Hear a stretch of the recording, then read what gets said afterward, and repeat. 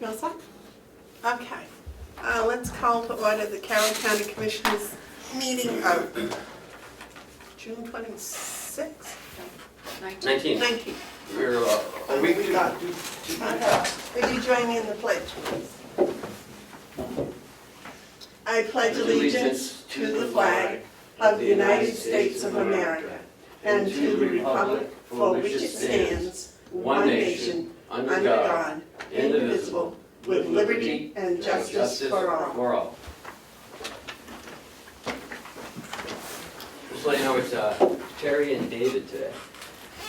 Okay. Why did I sign last week? Because that was your Week. that was your week 1. This is your week 2. I'll wait a motion on the minutes of June 12th.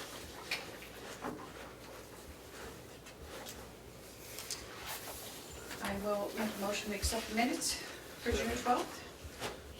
Okay, motion's been made and seconded to accept the minutes of June 12th. Are there any additions or corrections? If not, all those in favor say aye. Aye.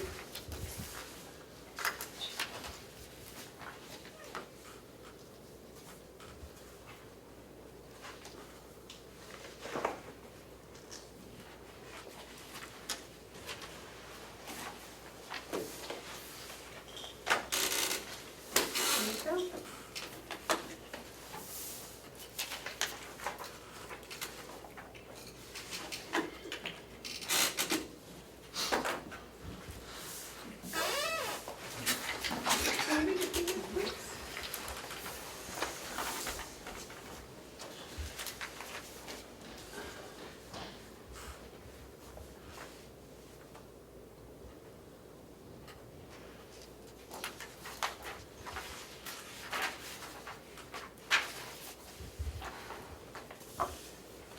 Okay, are there any media questions?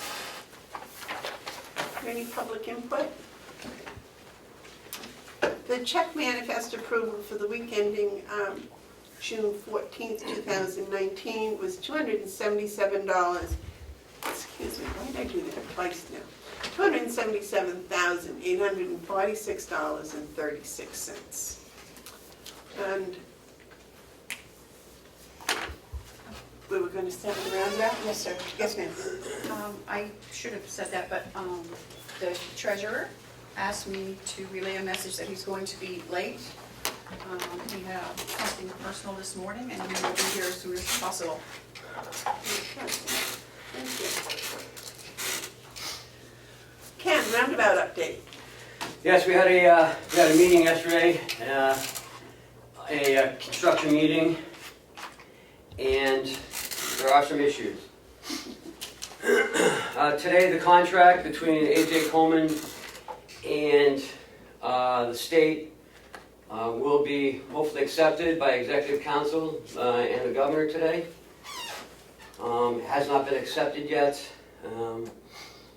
If it is signed today, they will start dropping off equipment the week of July 4th. And the following week, July 8th through the 12th, they will start setting things up. They'll start the mobilization. They'll get the trailer set up, hooked up to electricity and things like that. And starting the week after, so the week of July 15th, they'll start at 7 in the morning, and will continue to whenever they feel that they need to stop. The roundabout was scheduled to be completed in October. There's been a setback by Consolidated Communications and Spectrum. Eversource has already moved their lines over to the new poles, and they have to do it in a certain order. Eversource is first, Spectrum is second, and then Consolidated because they're at the bottom. There's a 7-week lead time for 6 weeks for Spectrum. there's 3 projects going on in the area that they have to move poles. One is, 2 of them are on Route 16, they're replacing 2 of the bridges, so the poles have to be moved, and poles have to be moved at this project as well. So the A.J. Coleman has to work around the telephone pole. One of them is right in the way. So that's going to delay it from being completed. It won't be completed now until next spring. They're going to do as much work as they can around the pole, but the pole, like I said, is right in the travel lane, turning onto 171 and coming up to the complex. They're going to meet with Will as they get closer to construction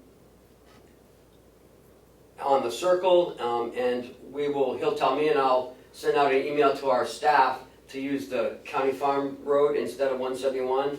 There'll be less congestion that way, just to help them as far as traffic control.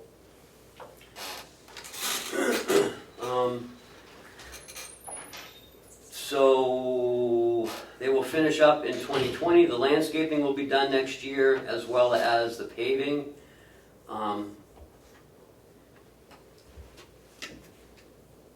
And the problem with Consolidated and Spectrum is they're short on resources. They're short on splicers and they're short on linemen. So that's kind of the problem holding them from responding. I mean, we've had a line down here in the field for about 3 weeks, and they're supposed to be putting it back up on the pole. It's laying across the field, and they were supposed to get on that. As of Monday, they had not done it yet, so. Ossipee is still deciding if they will maintain the water hydrant in the middle of the circle. The hydrant will be recessed in a box below grade. It's on a 3-foot pipe with a valve on the top that they can put a hose up to it.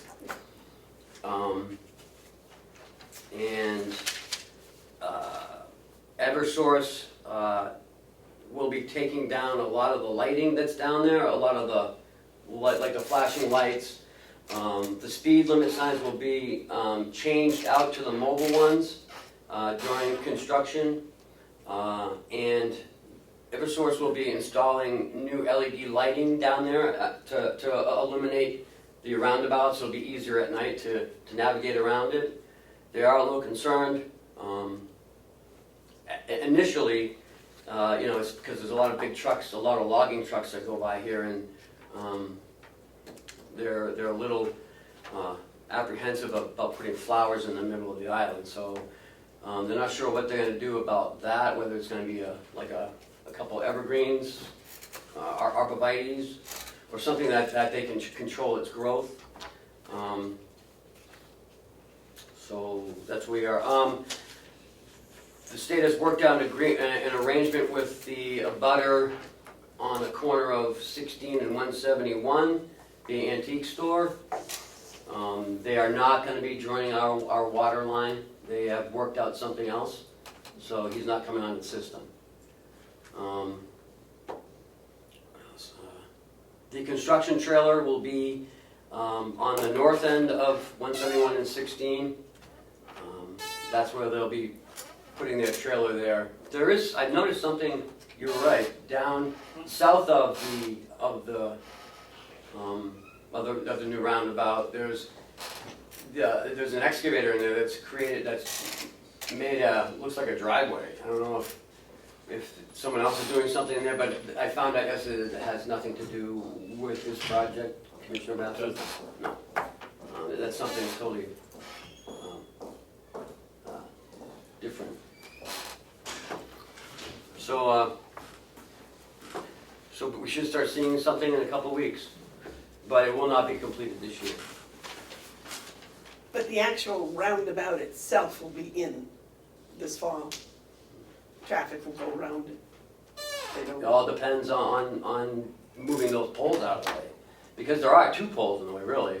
But one has a meter on it, and that's the one that's going to be doing all of the lighting. That they don't have to finish that one until the near end, it's back far enough. But that has to be removed, but this other one, on the north end, where they're gonna have the construction trailer, is right in the middle. Interesting. So it's right in the middle of the road that turns up to 171.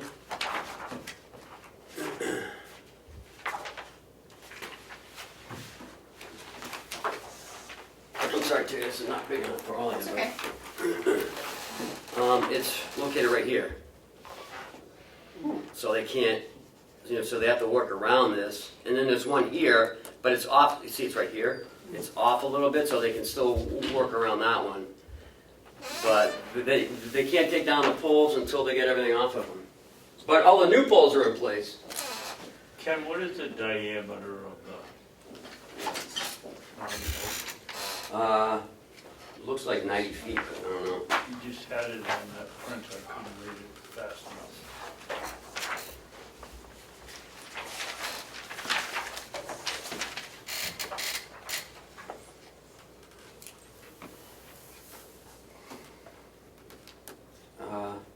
I don't know what these markings mean.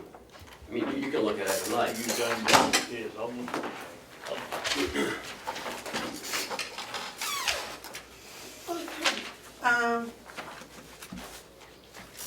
Sounds like a lot of work to be done.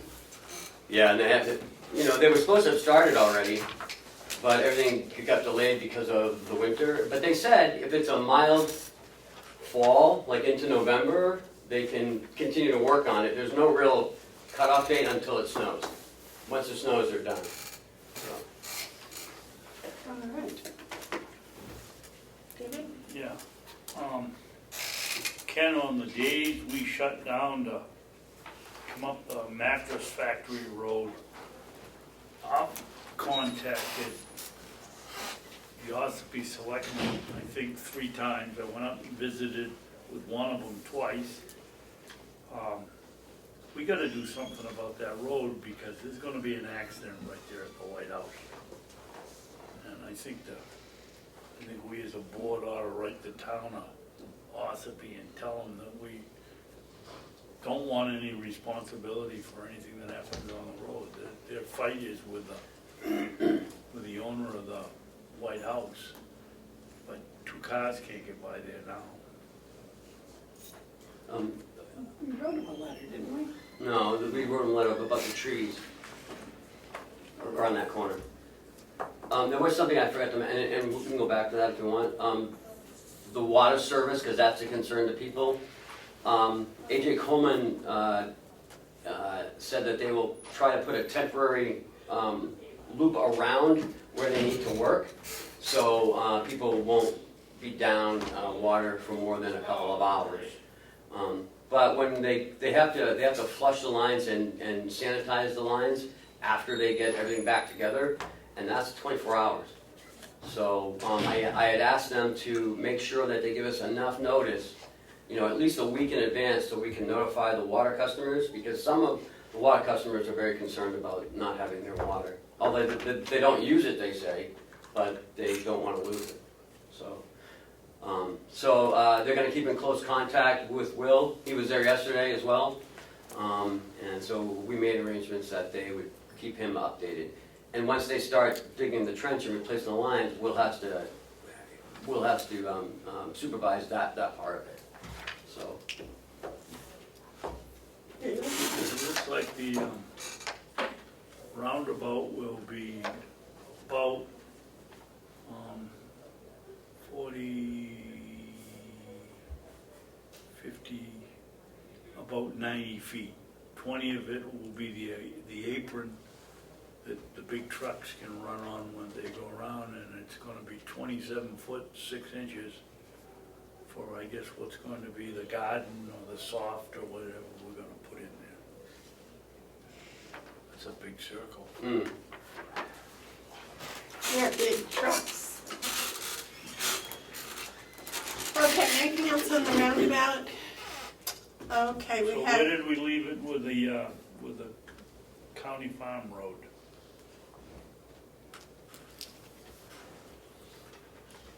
that road belongs to the town of Ossipee, doesn't it? Right. But our land abuts both sides of it until the White House.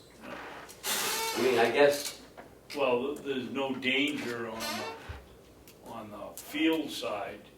Then there's the White House. The only thing is the land that's across the road is our land. what about that corner? Maybe widen it out, pull it back this way?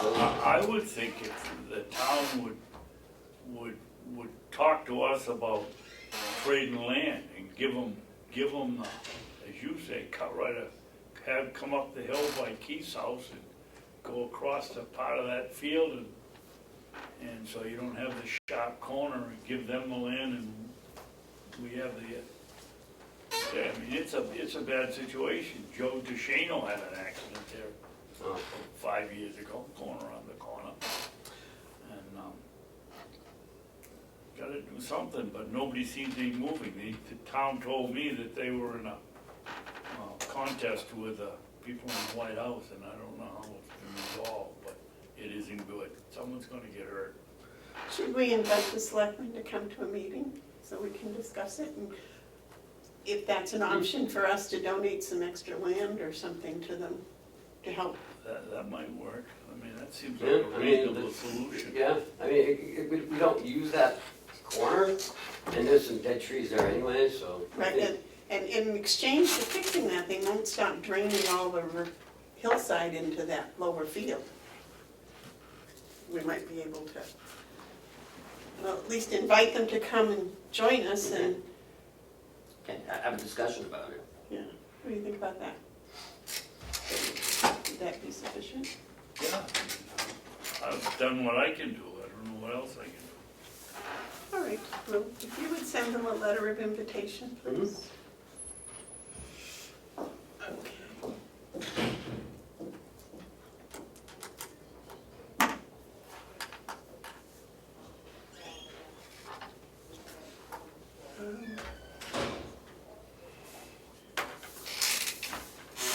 Next thing on the agenda is the jail washer bid.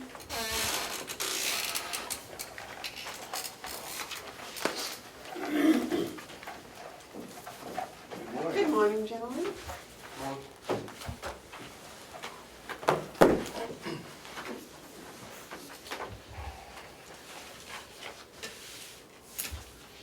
A month or so ago, we put out an RFP for the dryers for the Mountain View Annex and for the jail.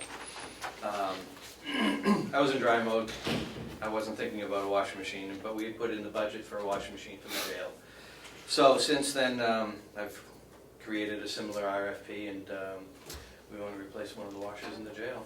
It's the washers and dryers, the appliances there are as old as the jail, and they've lived beyond their useful life, and it's time to upgrade them. So we're going to pack away. This year we're doing 2. Next year we want to do 2. New dryers put in, it's cut down drying time. So you're gonna get 2 new washers? Yes, 1 this year, 1 next year. Oh, okay. Does the nursing home need any washers? Nope, the washing machines are doing fine. We have 2 reasonably new, well, 1 brand new, 1 reasonably new dryer, and next year we'll be changing the last dryer at the nursing home. So- But no washing machines? Nope, no washing machines. Okay. Did you hear that, David? It was dry as... Yep. I thought it was washing machine. Dryers. Yes. Bob, do we have any way to determine what the ozone unit that we put over there has saved us?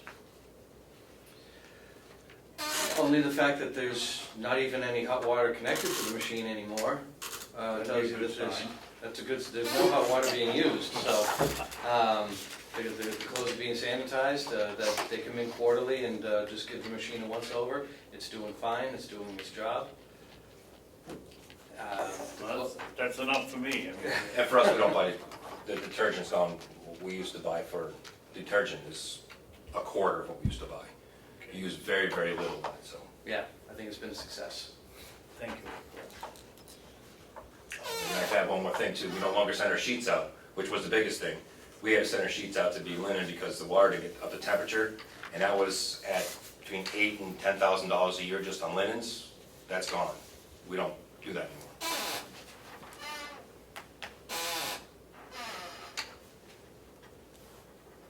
That includes blankets. Yep. We wash everything. The nursing home still sends out sheets, right? And Still towels. send out sheets, pillowcases, and blankets, but we do all our own towels and face cloths. Is that something the nursing home could look at, about doing their own sheets? They're pretty much maxed out on what they can do now with staffing. If we start doing more, we're gonna have to look at advancing hours and staffing. They do about a dozen loads of laundry a day, and they're one person, and they're about maxed out, what they can handle. The answer is yes, but it has other implications. Always. Okay. So this is for just one washing machine? One washing machine for the jail, correct. This looks very similar to the dryer one, I guess. The language is the same, just the product is different.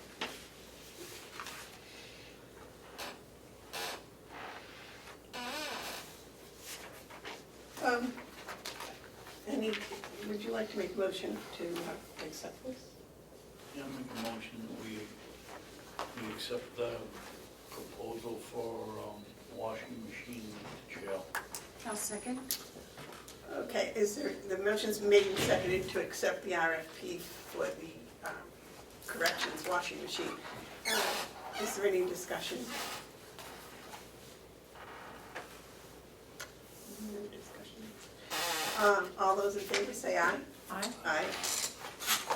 Question, the inmates at the jail do the washing, right? Correct. They've got, send over those sheets, their sheets over to the jail to be done. Logistics. You got a nice truck. That's still running well, isn't it? Yeah, the truck's doing fine. Excellent. Okay, is there anything else you want from us today? Yes, two more items on my agenda with you today. The elevator maintenance contract for both Mountain View and this building. Last time we did an elevator contract, it was a 5-year contract. Pine State Elevator won the bid by a substantial margin.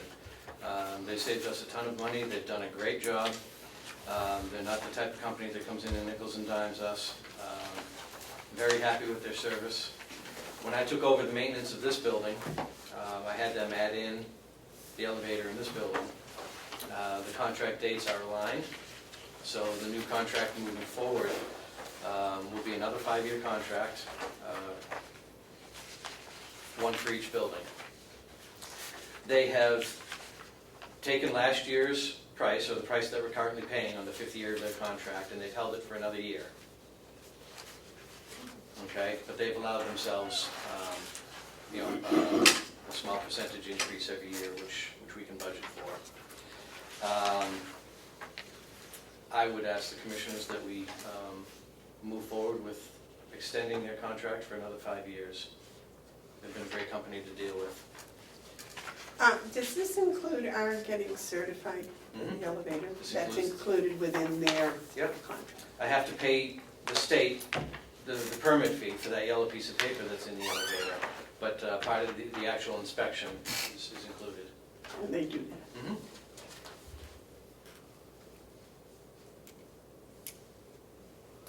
So rather than go out to bid, you'd like a unanimous approval of I keeping would, the same I would. company? It was only 5 years ago that we put this out, one contract ago.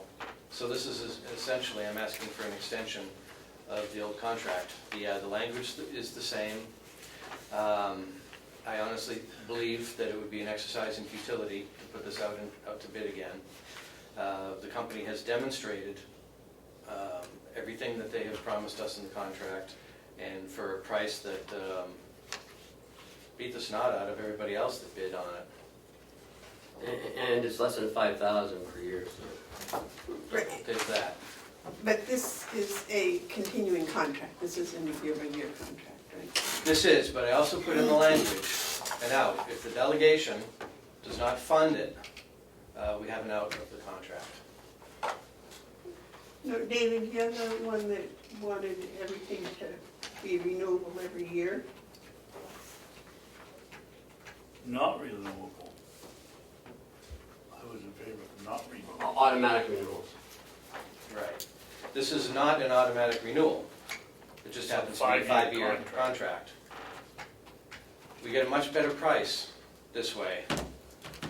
If you want a one-year contract, I can ask for that, but it's gonna cost us more money. And I'm confident in this company enough that I'm recommending to move forward with this contract. David? Yeah, Bob, can you give us the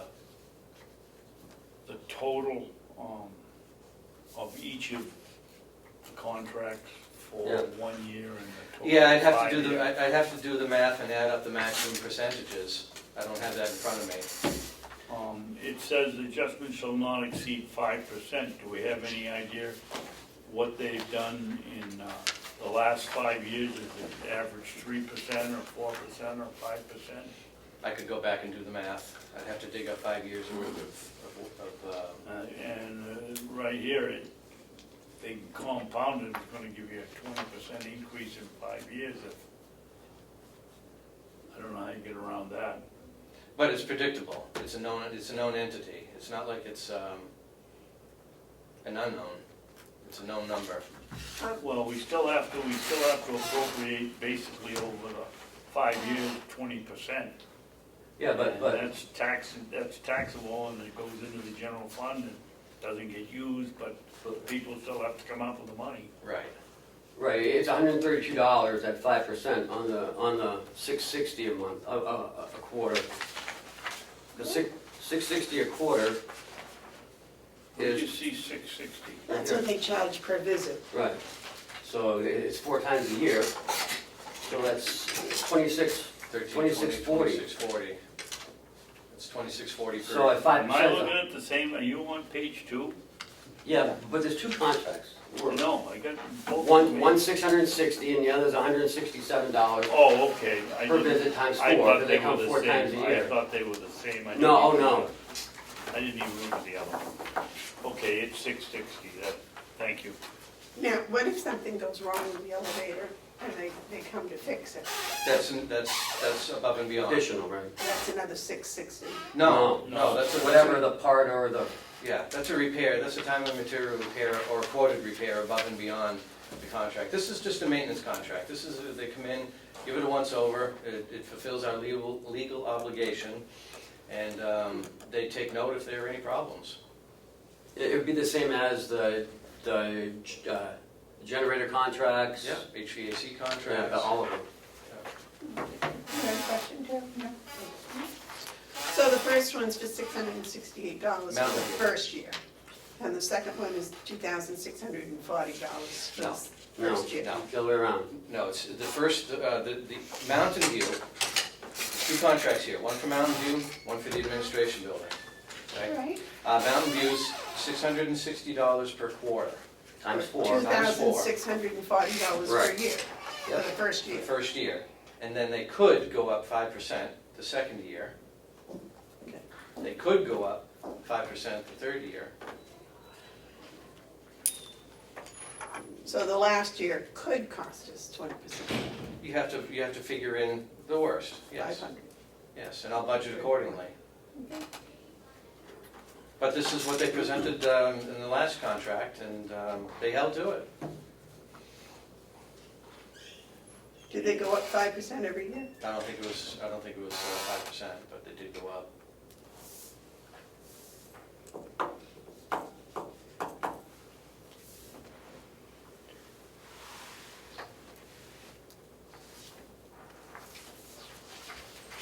So David, if the Mountain View contract read the $660 per visit and not to exceed $7,920 by year 5, would that meet your requirement? Yeah, Because that would be a 20%. But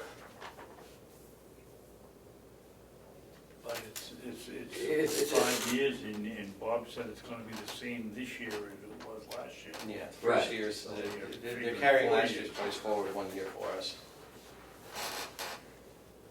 Well, that would only be 20%, which was 4 times 5. Well, your math, if you use 20%, your math is gonna be off.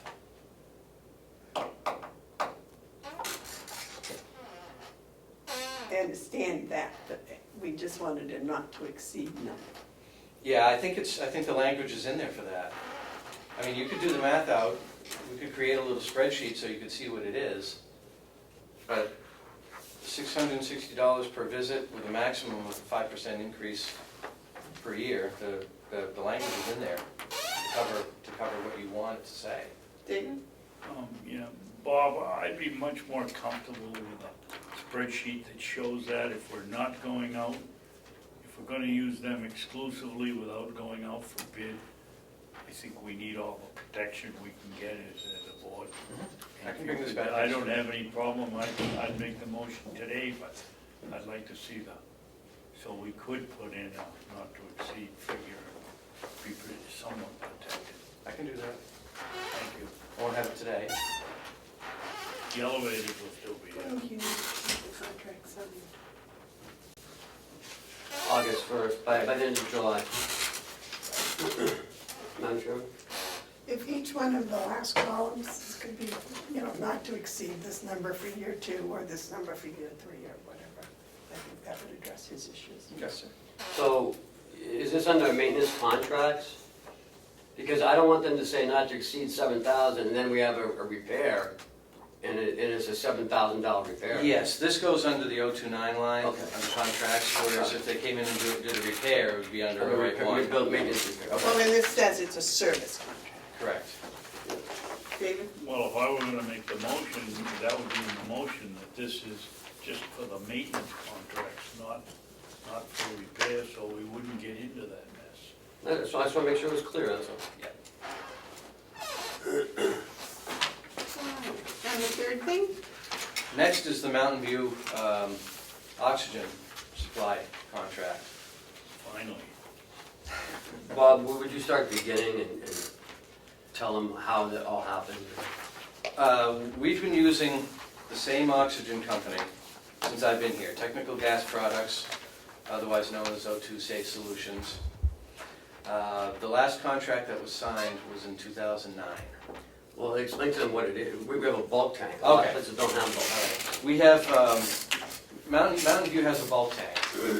We have portable oxygen tanks with a strap that the residents can put over their shoulder or hang on the back of the wheelchair, and we do our own refills. Whereas most facilities that are out there, the company actually has to come in and do the refills, and they have those green bottles called e-tanks. We're unique where we can fill our own. So we have a bulk storage tank right next to my office. That they fill, the truck drives up to the loading dock, hooks up to a connection that's out on the loading dock and is piped inside. The LNAs will come in and they'll connect the tank to it, turn the valve on, fill it up. That, 2, 3, 4 of them, and off they go. So we have bulk deliveries 1 to 2 times a week to refill this tank. Yeah, we go through about 2,500 pounds of oxygen a month. It's a lot of oxygen. The problem though that we have is, it's just like Eastern Propane. They own the big tank, they own all the apparatus. Yes, all the equipment that we have that's associated with our bulk oxygen is leased. We don't own it. That being said, same thing with propane. Every once in a while, it's a good idea to go out to bid and see what's out there. Because there are other companies that do the same service. However, that's in our case, it could be a slippery slope. Like I said, the last contract that was signed was in 2009. Our price that we've been getting oxygen for and our rentals of our equipment has not changed in 10 years. If we go out to bid, we take a chance of paying more. How long was the contract for that was signed in 2000? 5 years. And it was an automatic renew contract with a 1-year termination. I had to cancel this contract last August in order to meet the termination clause of the contract. And you did that. I did that. So, come the end of October, we're not gonna have an oxygen contract anymore, so we need to address this now. Either with bringing you a new contract from Technical Gas Products, at hopefully the same price that we've been getting, Why did you terminate it? because I was instructed to. I was instructed to move forward with looking to see what was out there. I don't remember that. It was a discussion that happened. Can't say when. Not with the commissioners. I believe, Yeah. yes. It was before the board? Yes. I believe so. This is all new information, I think. But May have been regardless, before me. it's good practice to see what's out there every once in a while. But do you want to take good practice against a known entity? We've got a company that's actually held price for us for 10 years. I have an RFP prepared to send out if that's what the commissioners would like me to do. Otherwise, if instructed, we'll ask the company for a new contract with hopefully the same terms and move forward that way. But this decision is not mine, it is yours. Bob, would you say 2,500 pounds a week or A a month? month.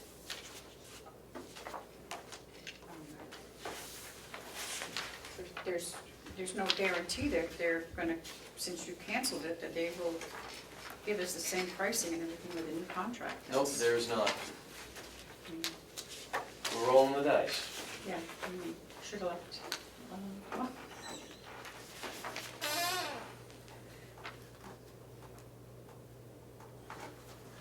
I don't like the choices, but it seems like a no-brainer.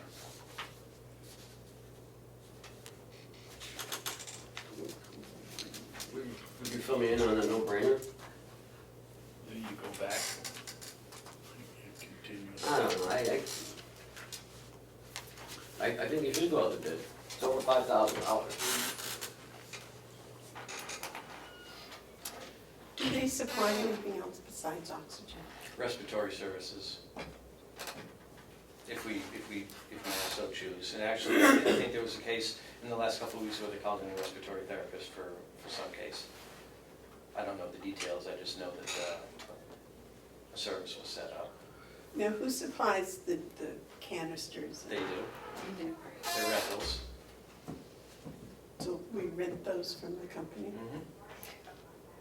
So is that part of the same contract? Mhm. They don't give us a fixed price for the contract, they give us a fixed price per item.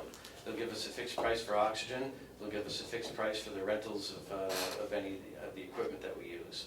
Because both of those numbers are variable, we don't know how much oxygen we're gonna use and we don't know how many portables we'll use throughout the year. We could have 25, we could have 40. We need to have that number be variable. And they keep them in good repair? Yeah, they come in once a year and go through every single device and replace anything that needs repair or replace anything that needs help. Have you had any problems with them at all in the past 10 With the years? company, no. No, I mean, we've had equipment break down, we've had portable devices break down. We had a leak in the big tank, but every time that I've called them, they've been there that day. They've sent a technician out within hours. The company's been good. I've communicated with the director of nursing at Mountain View about this, if there's anything that they think that they needed or wanted to see different in the new contract, and the answer that I got was, so far so good.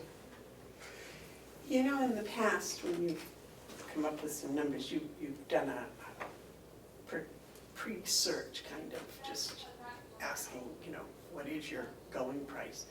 Have you done that with any other oxygen I companies? have not in this case, no. I was just curious if that same price is the common price, or if it's still low as it was apparently 10 years ago. Gary, you had a question? I just wanted to Yeah, how much are we paying? Is it by the pound? 50 cents a pound is what we're currently paying. And I can say that because we're paying it as public knowledge. Yeah. If this went out to bid, I wouldn't be discussing numbers. Now that's O2, right? Yes. Okay. Ken, question? I have a couple of them. So how much is the rental fee?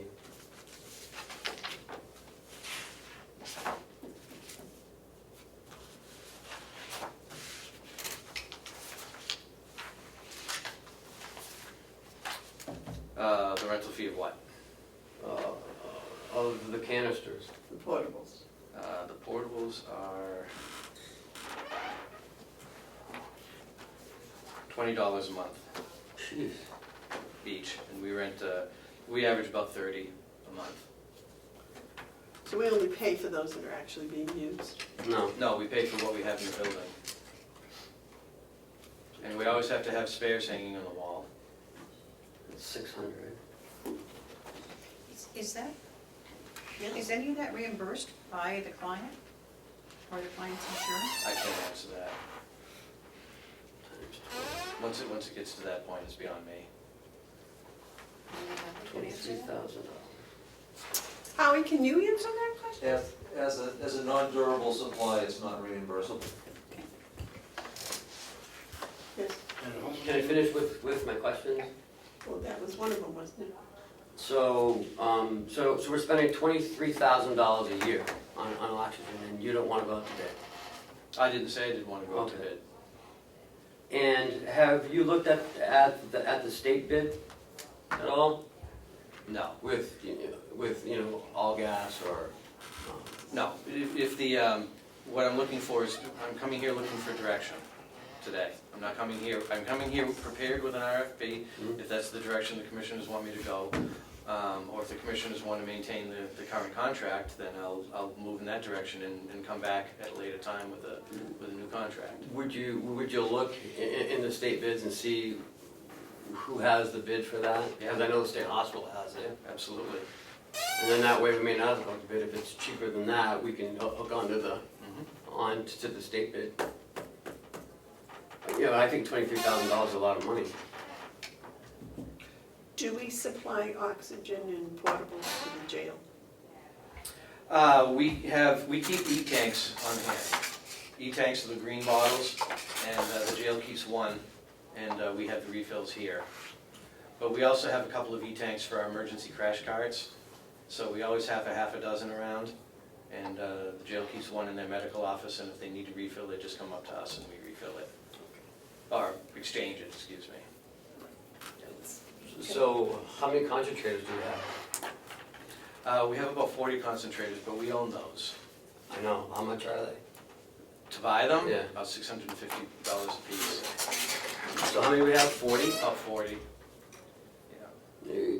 They may not know what concentrators are. So. Concentrators are an air pump. It's a big device. It kind of looks about the size of a dehumidifier on wheels. It removes nitrogen from the air. It's a nitrogen absorber, so it concentrates the oxygen. It gives you oxygen that's not quite as pure oxygen, anywhere between 94 and 97% pure oxygen. If someone's in bed dying, or if someone's in bed and can't get up and need oxygen, that's what we provide them as a Yeah, concentrator. and I guess it all depends on their acuity. You know, if 94, 97% oxygen isn't enough, then we go to the pure oxygen. Howie, is there a reason why we can't use concentrators? You can't use the concentrator to fill the tank, is that? No. Because I know most homebound people have the concentrators. Concentrators are perfect for a low intensity, for those residents who only need 2 liters of oxygen, as opposed to those who need the pure oxygen, which could be at 4, 5, and 6 liters per minute. And you have to plug the concentrators in, so you can only go so far with them. Yeah. Well, that's why I say most homebound people on oxygen use the concentrators. But those are ours, and that's not part of this whole contract. Correct. We maintain those ourselves. Any other questions, David? Any other questions, Terry? What I would, oh, no, go ahead. What I was going to suggest is that maybe you take a week and kind of investigate the state as well as maybe what the other nursing homes in the other county nursing homes are paying for their oxygen, just to get a ballpark figure. Because we're kind of sitting here and have no idea whether 50 cents a pound is a really good deal or whether 50 cents a pound is big time ripoff. You know, because the only oxygen I'm familiar with is oxygen and acetylene, so it's not quite the same, I don't think. It's not quite the same. So, what do you think of that, David? It's a lot of I think research. It's a good place to start, find out what the state is paying. You just go on the website, they have all the bids right there, just click on oxygen and I can tell you $20 is a lot for rental of the tanks. Because I think the state bid's like $3 or $4 a tank. Just some information to, peruse, and I'm sure it makes far more sense to you than if anybody else in this room looked it up. Okay. And then come back, this doesn't have to be done until August. Well, if we end up going with a new company, then there has to be negotiations with the companies to The either, tank, how big is this tank? it's $425 a year. It's Okay, big. so like the gas tank, is that an option for us to purchase? Or would the new company purchase it I from would the old believe company? that it would, I wouldn't want to own it.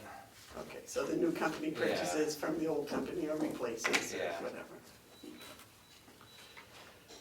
All right, any other comments, David? Why would you wanna own it, Bob? It's a piece of specialty equipment that needs to be serviced annually, and we just don't have the resources to deal with specialty equipment like that. Not just anybody can work on it, you have to have right tools, the right parts, the right knowledge.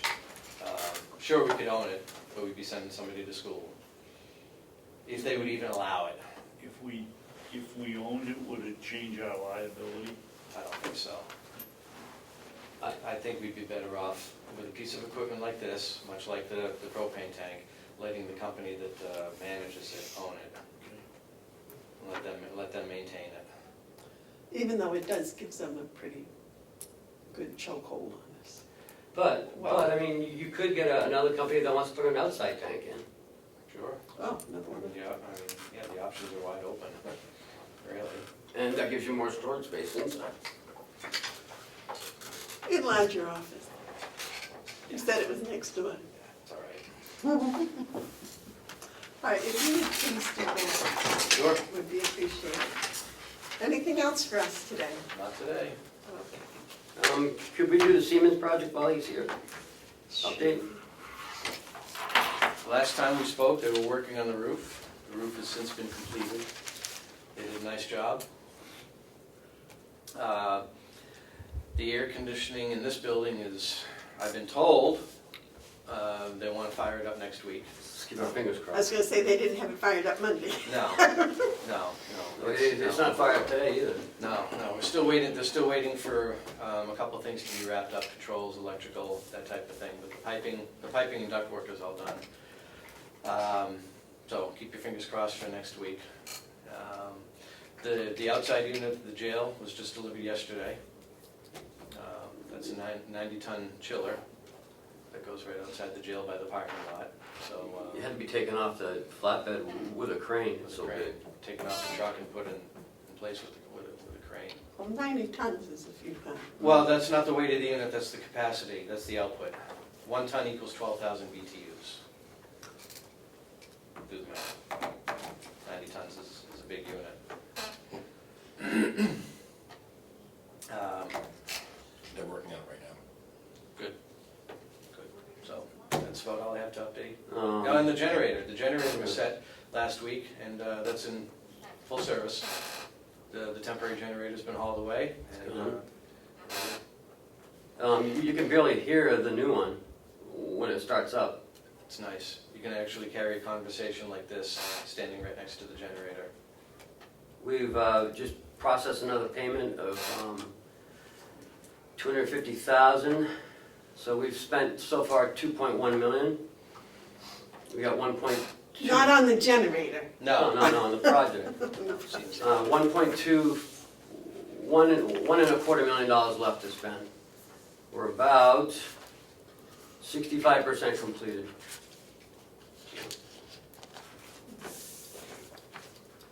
By the way, I'm parked out there in the shade. Should be fine.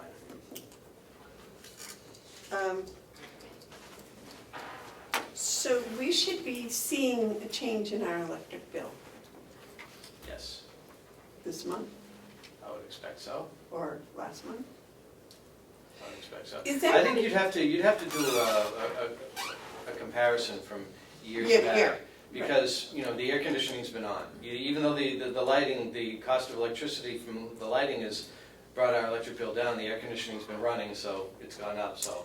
I have a question on the delivery service.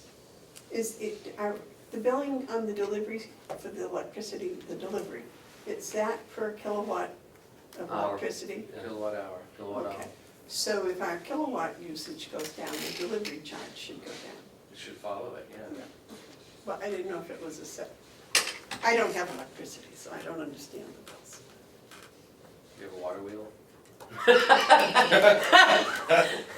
No, it's just a little mouse that runs around on that treadmill. Actually, that's why I paid, I better not say that. No, solar. Very good.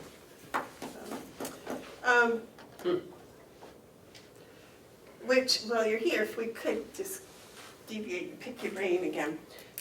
Ken informed us last week that the DuPont Group is looking at some sort of a solar project for all 10 counties.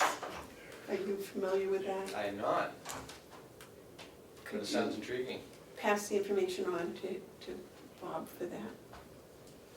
There's not much to pass on, I mean, they're just looking at it. Well, it was net metering. For the county's use, and then whatever else is left, they would sell up to the other counties. Well, that's net metering. And Yeah, I that's- know, That's Yeah, something that Bob had looked about and didn't feel comfortable with, so I Oh. wanted him to look at what the counties Oh, are no, doing. no, I don't remember ever uttering those I words. was gonna say, yeah. No, no. Because that's what I had suggested, putting across the road was a net metering. And First of all, this is a decision that I'm never gonna make. This is a decision for the commissioners. I know, but I only integrate into something like this on a professional, on a technical level. Whether we do it or not is entirely up to you. Personally, as a taxpayer, I support solar. I think it's a great idea. Well, because I respect your opinions on these things. Thank you. They just opened up a big one it was on the news this morning. Yeah, I saw that this morning. A 12 acre, Yeah, no, 22 acre. 22 acre is huge. Yeah, it is huge. 500,000 megawatts? Yeah. Whereabouts? Londonderry, Loudon, Somewhere down Somewhere there. down Loudon, I think. Loudon. Yes. Just Bob, so you know, the Association of Counties, what they're doing is they're actively seeking a grant to have somebody come in and look about solar for all 10 counties, so that way we wouldn't have to actually pay for it. They would come in and look at spaces and look at everything, so that way we'd be covered. So that's what they're trying to pin down now, is some grants and that opportunity. And then obviously they offered all 10 counties afterwards, see if they want to jump on board and that kind of stuff. But they just started the process. We have 10 acres across the road that would be ideal for a net metering setup, rather than panels out in behind the nursing home that would just be owned by this town. Okay, I deviate from the budget, from the agenda. Anything else for Bob? Anything else you want to share? All right, thank you, Sue. Thank you. As long as I'm here, can I indulge a minute of your time? I thought you were going to go talk with us about the IDMs. No? No. Okay. I just here because of after Monday's meeting with the delegation that was here for the sub-budget committee. I just want to address a couple of things. the things that came up from the delegation that are now on camera and out there about jail being looked at to study, closed, or whatever, I just want to put out there that this has impact on people. I have other people on the complex asking if we're closing or what's going on, which again is causing a lot of stress to my staff, including some that are very upset, including visibly upset, not knowing what's going on. I'm trying to console and tell them it's not closing. The things that are being said are difficult to make us hire people because they don't know what we're going on. I'm getting questions from families now asking where am I going to visit my relatives if they're inside of jail, which I'm trying to deal with. The chiefs of police had a nice conversation about it. They have serious concerns. Probation has serious concerns. Next, I'm sure I'm going to get some phone calls from the defense councils have concerns. I know nothing's happening, but I'm just letting you know this is what's going on, what I'm dealing with. When people do not understand how jail operates and their positions of authority and talk about things, they need to understand how much they impact around the area. This was not handled well by a small fraction of the delegation. I point out that we're the second smallest jail in the state, with a budget under $4 million, with the third amount highest revenue. Our programs are being looked at on a national level. Council of State Governments is having a webinar with our programs because of looking on a national level in small jails. Senator Jean Shaheen and Governor Sununu also support our programs and were very instrumental in getting some grant money here. 2010 there was a study on the jail already and talked about that, so we have some deficiencies probably in the staffing level for emergencies. So 24th of July, okay, but that's it. Here. Oh, yeah, please do. 24th of July, and we'll put some promotional stuff and flyers out. We will be having, No, it's the 26th, right? this is Wednesday the 24th, or 26th, is it 26th? It's 26th, sorry, my bad, the week of the 24th. 26th, Wednesday the 26th, the Commissioners meeting.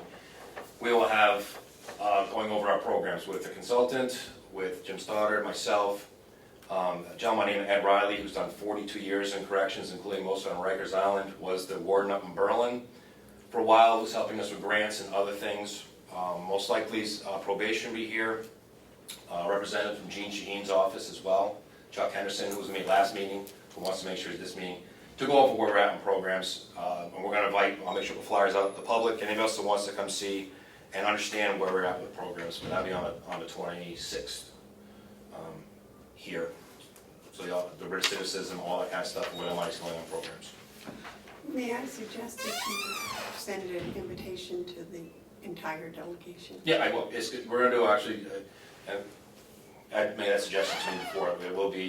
We'll send them invitations and we will put it out to the public as well on our website.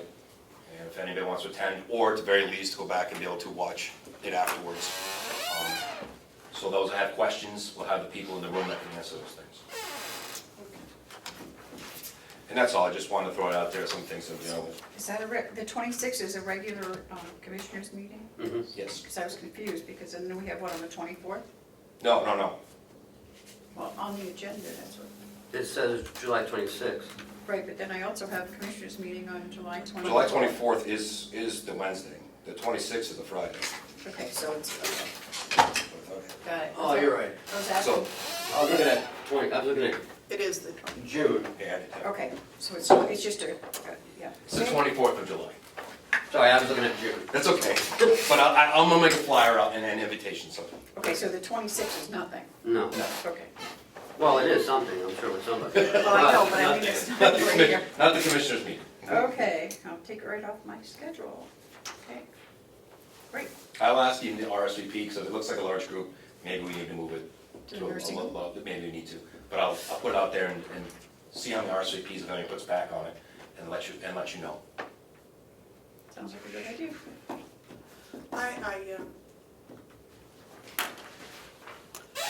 We might set that, if there are a lot of RSVPs that day, what we might do is set that up so that we could have our meeting and then recess this meeting and go to the nursing home for your presentation. Presentation will be around 10 a.m. last time, right? Correct? Well, I got 9:30, I thought it'd be better. 9:30? Yeah. Fine, 9:30. Well, then we can get anyways. To accommodate that. Now, I was at the meeting on Monday, and I heard a lot of ideas. I didn't hear a lot of facts. I think the interest is in trying to come up with facts more than anything. My suggestion would be the people that are offering concerns, that you just, your employees, etc. I just tell them that it's, people have questions and they want a way to find answers to them, and not that anything's going to be set in stone. I'm not even sure they came to any conclusion as to whether it was the commissioner's responsibility or whether it was the delegation's responsibility. I think that was kind of, it was talked about, but it wasn't ever settled. So I think it's more just, ho-hum ideas, and I would not panic over any of it. No, and I'm trying to tell them that, but this is the second time this has been brought up to me, so it's not just coming from my staff, it's coming from multiple areas now that have concerns. Just like it was raised about another jail possibly closing them, and that person talked about it, and I can tell you the 3 commissioners up there want nothing to do with that. Because that's up to the commissioners now. The delegation funds up, funds down, and I'm more than happy to answer all the questions and what they want. It's just that I'm letting you know that what's going on, it's not just from my jail, I'm getting outside. And I'm combating it. I put email to my staff, I tell them the same thing, calm down.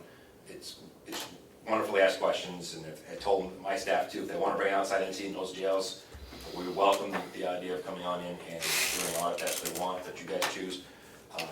So I'm trying to squelch some of that, that's all. Well, I don't know if I'd even use the word squelch, because, as you had said before, any type of review always has positive results. So, I don't know, I think it's like the performance audit that they just finished. I think it had a positive result. But, okay. Thank you. You didn't want to stay for the IDN? No, I was not at that meeting. Okay. I am the backup for Ken if needed, but he's not on it. Okay, all right, thank you. Thank you. Which brings us up to the IDN. So I had a meeting on Thursday with all the IDNs and the county administrators. Was set up by the association and Commissioner Myers. The funding for 2019 for the IDNs are going to fall strictly on the counties. The state wants us to fund it $10 million. We funded it at $8 million last year. Excuse me, would you back up and say Yep. that again? In the year 2000, 19, the counties are going to fund the IDNs. That's what Commissioner Myers' idea is. what happened to the money we gave to the state? I don't know. I don't know. Did somebody ask the question? That would I'm be the sure they first got question. it. No one asked. I would think that would be the first question. The state wasn't there, the IDNs were there. And my concern is the IDNs are funding their administrative costs at 15% of what their actual budget is. And the state would like us to fund it at the same level as last year. But we got more pro share. We got a little over $2 million this year. Last year we got 1.5. The year before that we got 1.2. And there's 2 different. Can I have Howie come up to the table Sure. so we can talk about this too? He was at that meeting? No. But as the nursing home affiliate, I'm sure they discussed this a little bit on the pro share. Pro share Part of gets it. revenue to the nursing home line. And there's 2 types of pro share. Pro share 1 group, which is Sullivan, Belknap, and Hillsborough. I don't know. Apparently Belknap got $4 million. Not exactly sure why. Hillsborough got $10 million, and Sullivan got a little over $5 million. We got $2 million. Again, $500,000 more than last year. We're trying to come up with a methodology of how the counties are gonna fund this. Carroll, Coas, and part of Grafton are in the IDN 7. Coas has 2 nursing homes, so they get 2 separate pro shares, but their pro share payment was $500,000. In Coas County, there is no spoke or hub up there. They get no Medicaid assistance from the IDNs. They get no funding from the IDNs. They're saying, we don't want to pay the $500,000 because we don't get any benefit from it. Rockingham is not going to pay their share this year. So some of the ideas coming out of this committee is pay the same as last year, the 30% that we paid, the $181,000 is what we paid. From the extra money we got in From the extra pro share, yes. Some are saying, let's do that, and then in 2020, we can look more at, the county have a little more input into the operation of the IDNs. Some of the IDNs report to the commissioners quarterly with how much they've spent, how much they've received, what their overhead is. And some, like IDN 7, we don't know what they even spend it on. I think we need more input from the IDNs at the commissioner's level of where their funding is going. They can generate those reports pretty simply, I'm sure. So that was the first meeting. We're meeting again next week to see where, without the IDNs this time, just the nursing home, just the county administrators are meeting to discuss how best to move forward for this year. We understand that ProShare 1 will be gone next year. So I don't know what Sullivan, Belknap, and Hillsborough are going to do.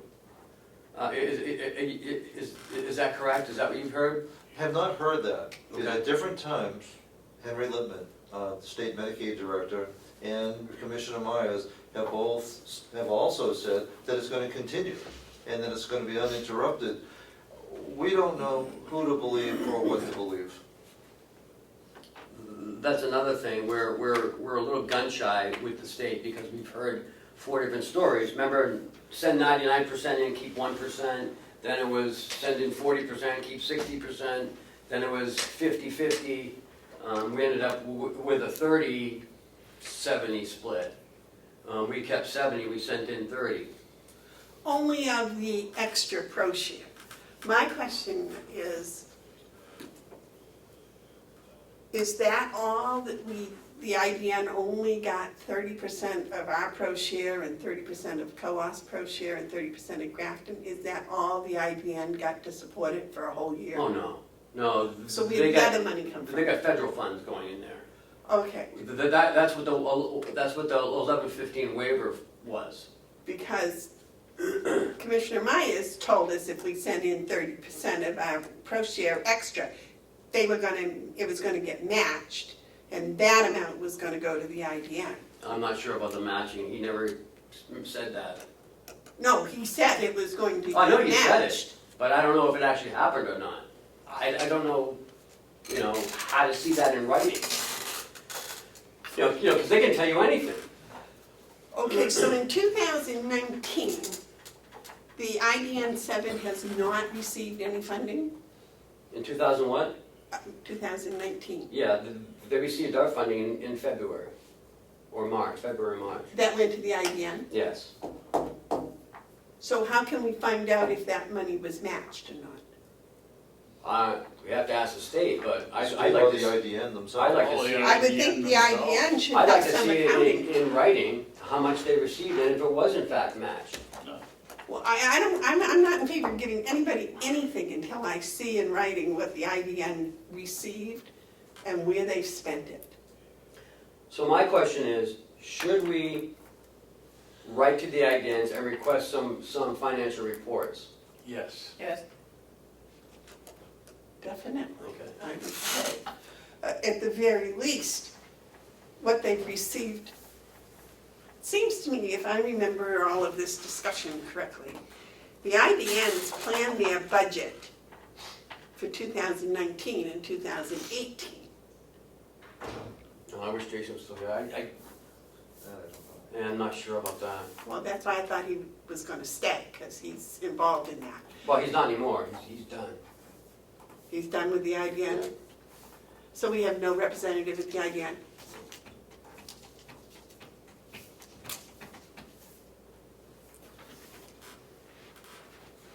My gut reaction is very negative to this whole thing, I'll tell you. I'll have to do a lot more studying on this now, because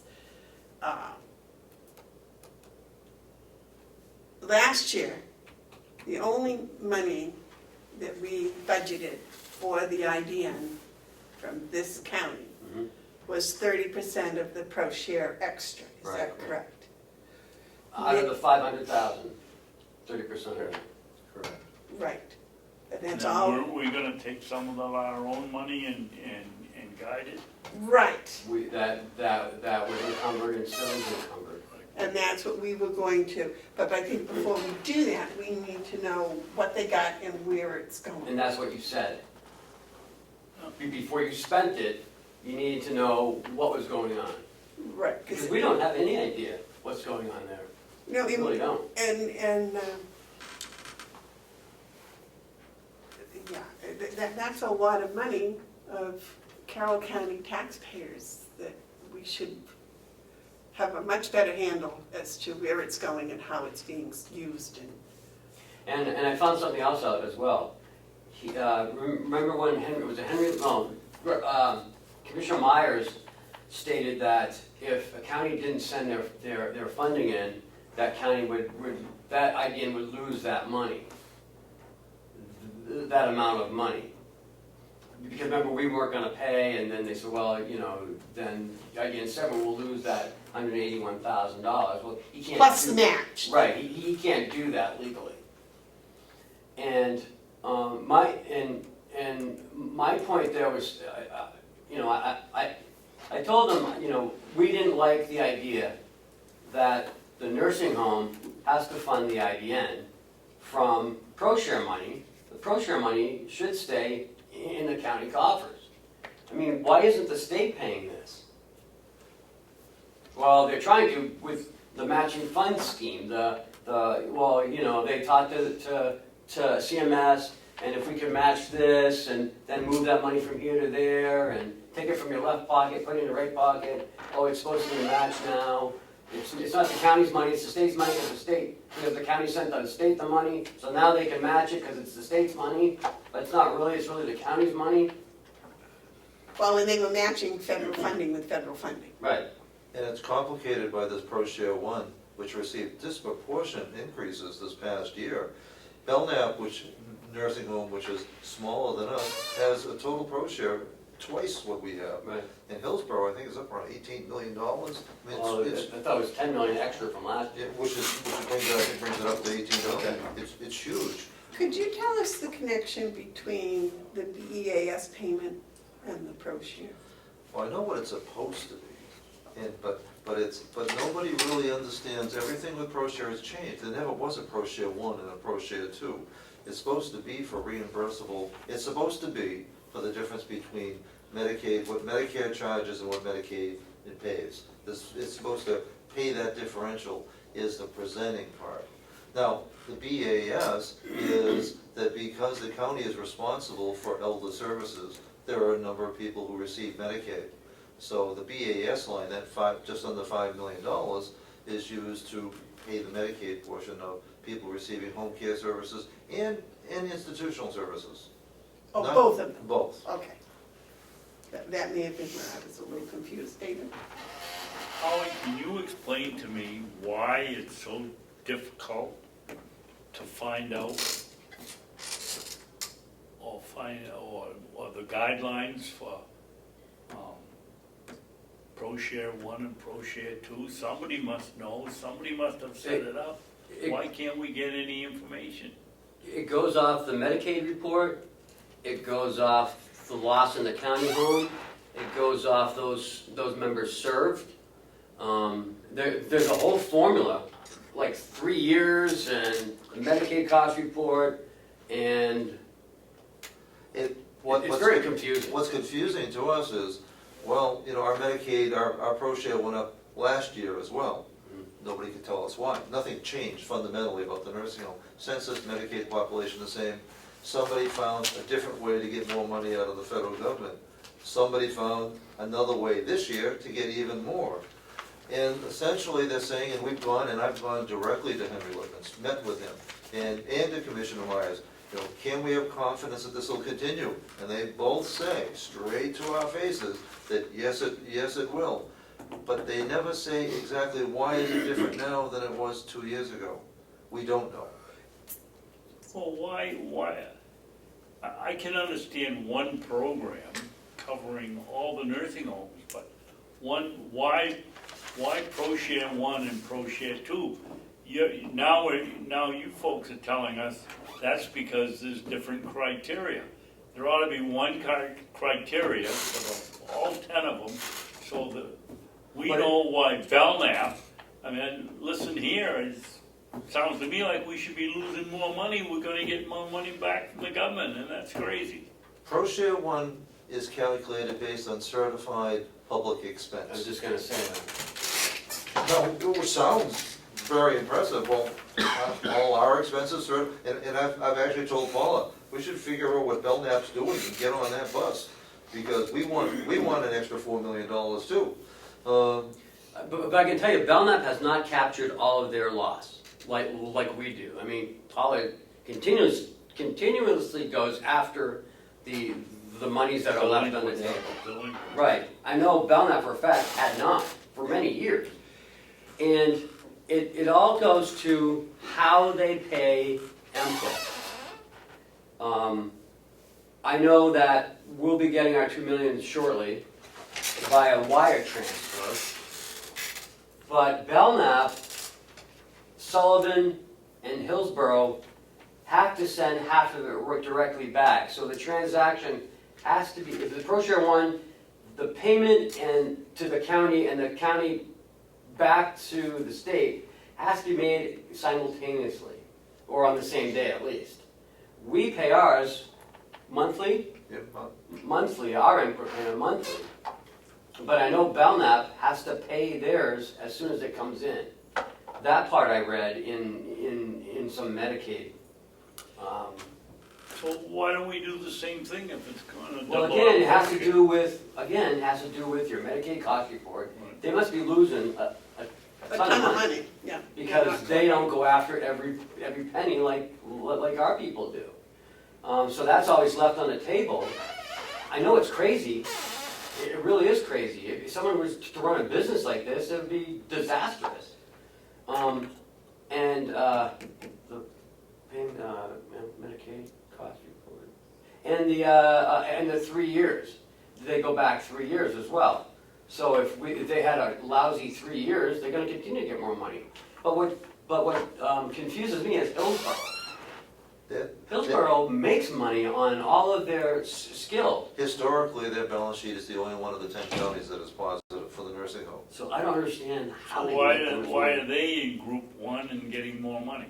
It's what we don't know. Henry has never given us, we've never been able to find from Henry Lippman or Commissioner Myers a clear explanation, and it gets asked all the time.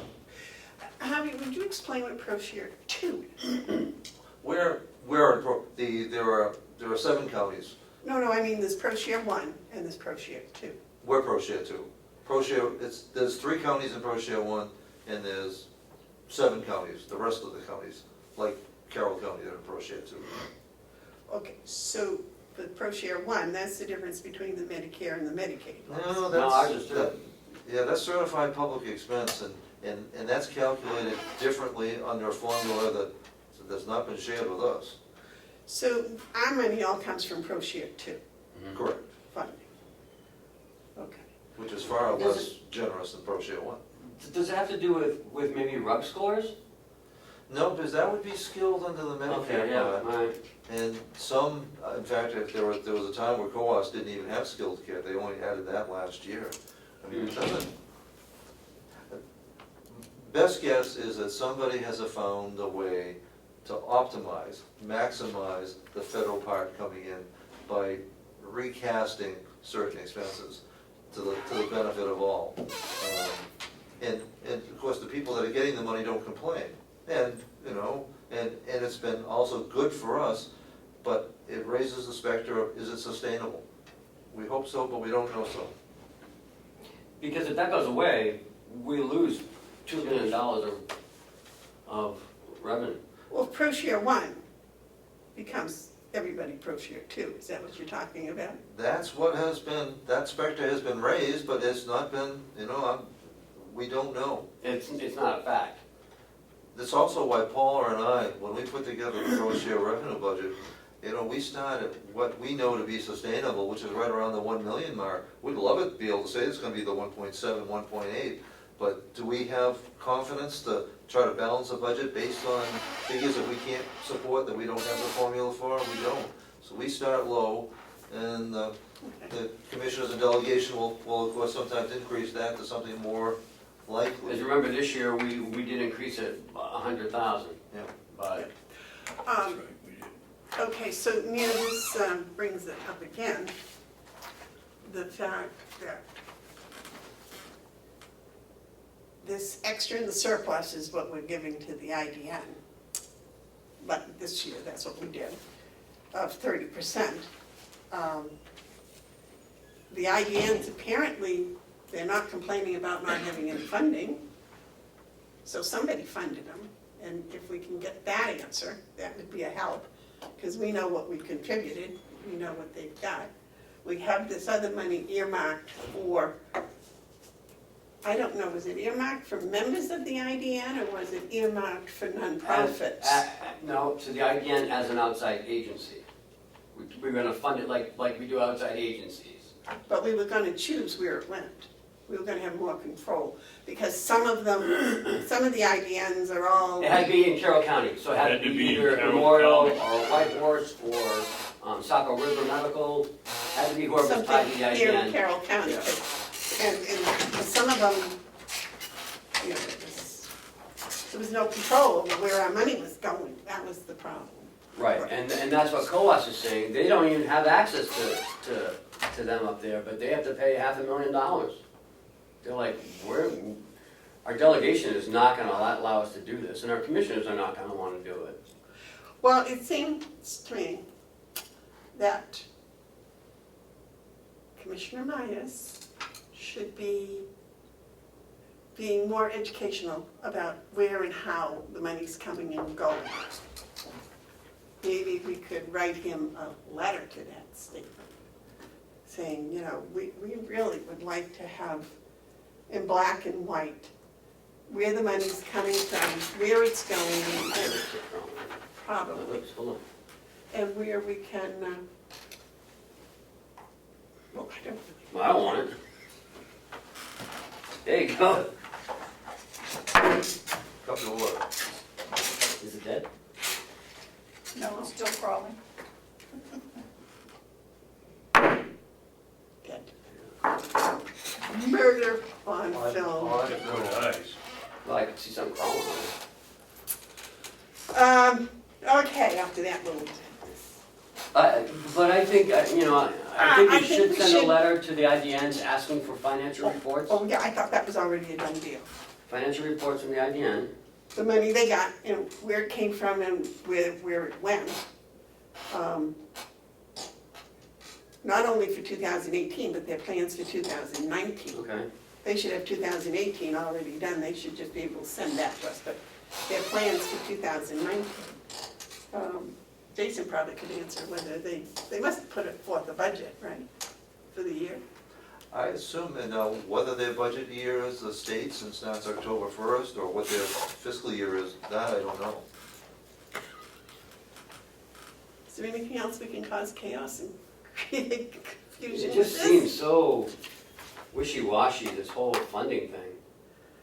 You know what I mean? It's like, Until it's when they want money from us, that wasn't wishy-washy. No. Well, it did start at 99% and went down to 30%. But, you know, I really think that we all need to know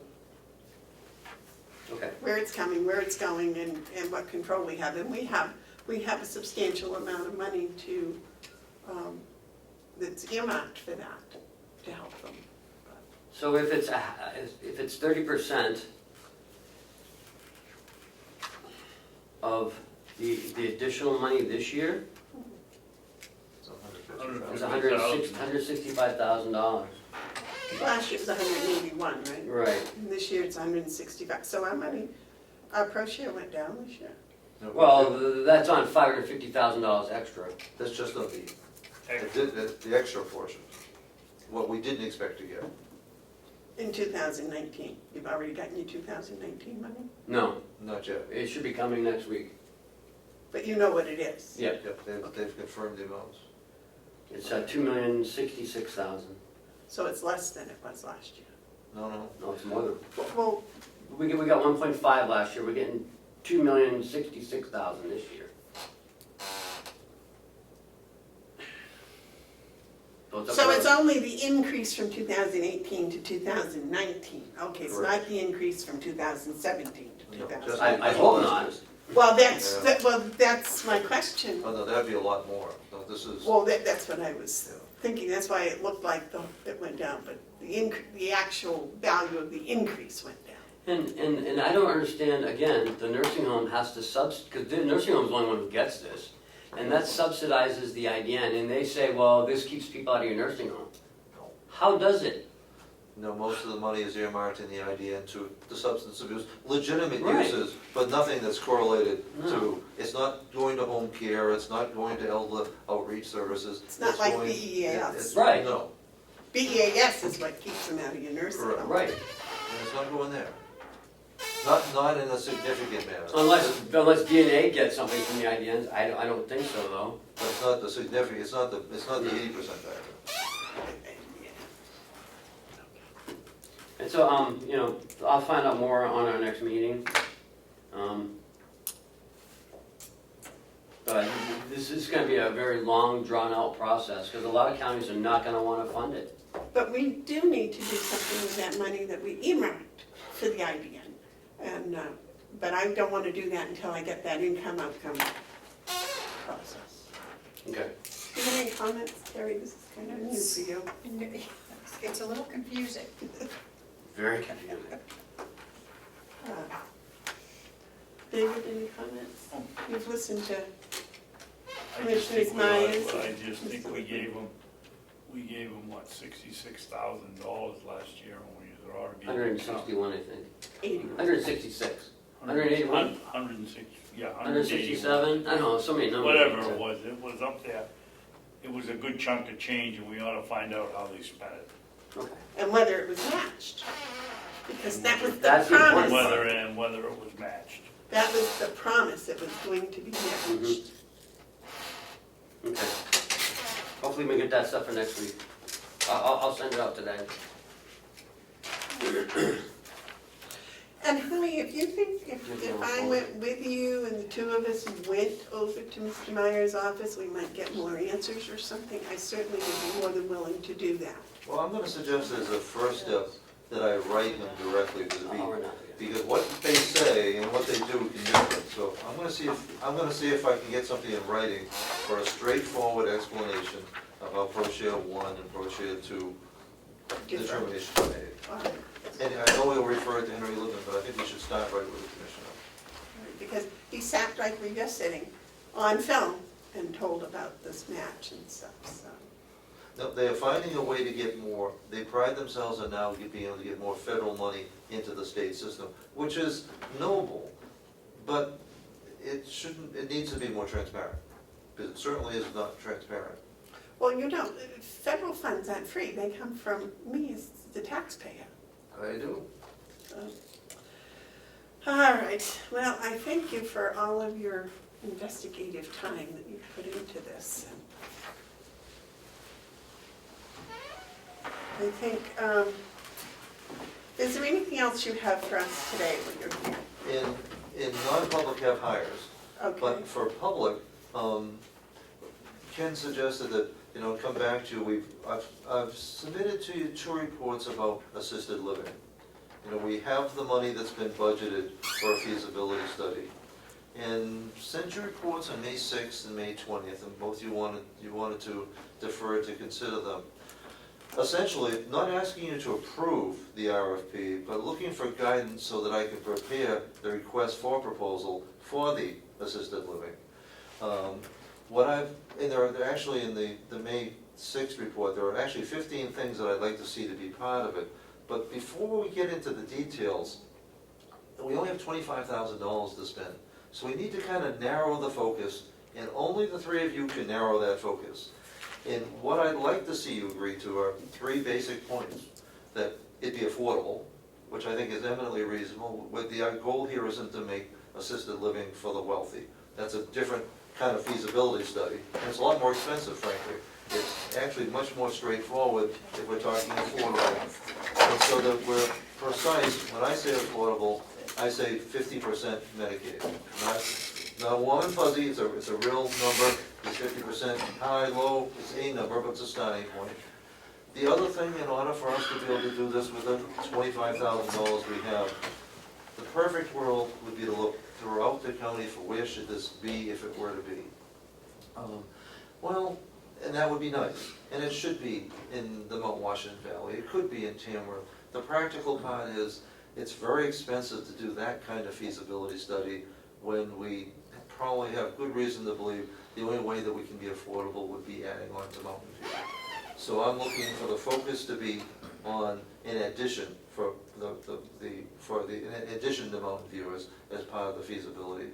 And the third part is I'm making the assumption that I'm looking to you to confirm or deny is that you want this to be on a self-supporting basis, and that part of the feasibility is to determine if there's a need, if it can be done procedurally, that can it be done without a burden to the taxpayer, and as a requirement. That narrows the focus of the feasibility quite a bit too, and that allows the 15 points, that question everything about the impact on operations, the expense, Medicaid, approval, all that falls into place kind of nicely. It's still a type, but if you accepted those 3 underlying assumptions, I could then prepare a draft of a request for proposal for you.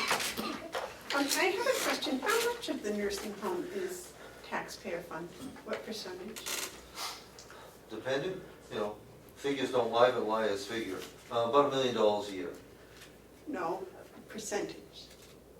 As a percentage, that'd be about 7%. Yes. It hurt about 7%. I won't It's, speak to it. well, here again, it depends whether you're including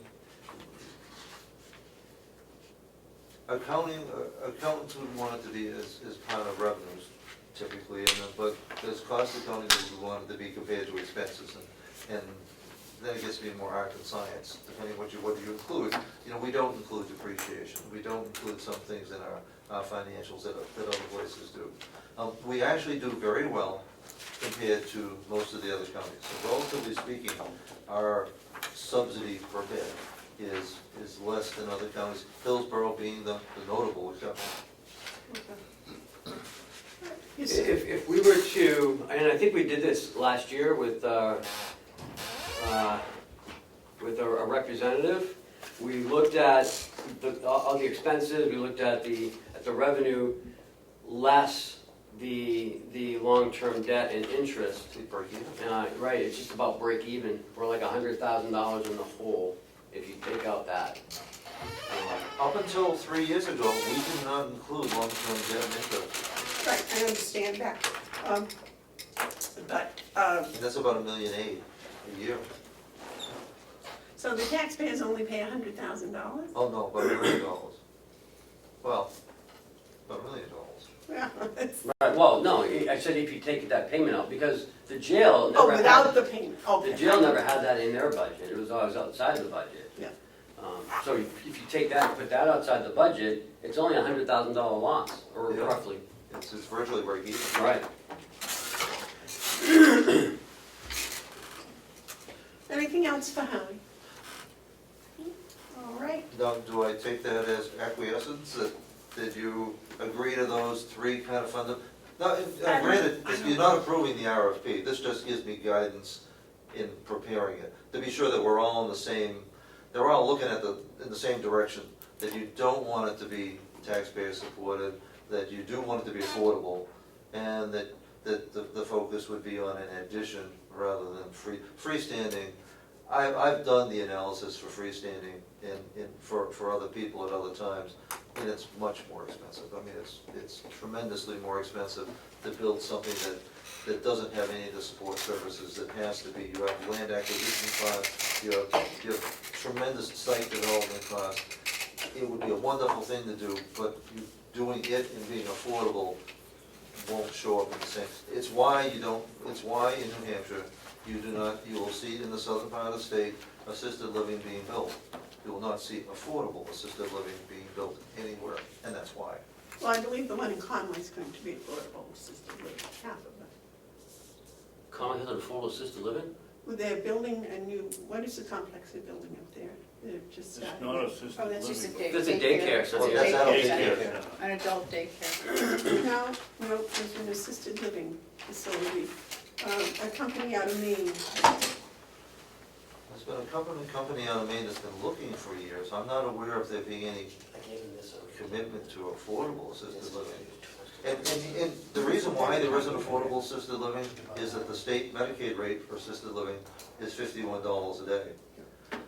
So You can't do it for 51. Yes. My bias, just my personal bias, is to find the area where it's most needed or most central to the county. I also have no problem if their taxpayers are 7% supporting the nursing home. I would think that affordable assisted living could handle a 7% support from the taxpayers. That's just mine. Do you have an opinion? I would go along with where it's most needed. The feedback that I've gotten from people is they don't agree with having it be in addition to the nursing home. They just don't think it's the right place for it. But that's what I've been getting for No, feedback. and I agree. But if you give So- people two choices, do you want it where you want it, or do you want it affordable? Affordability always trumps.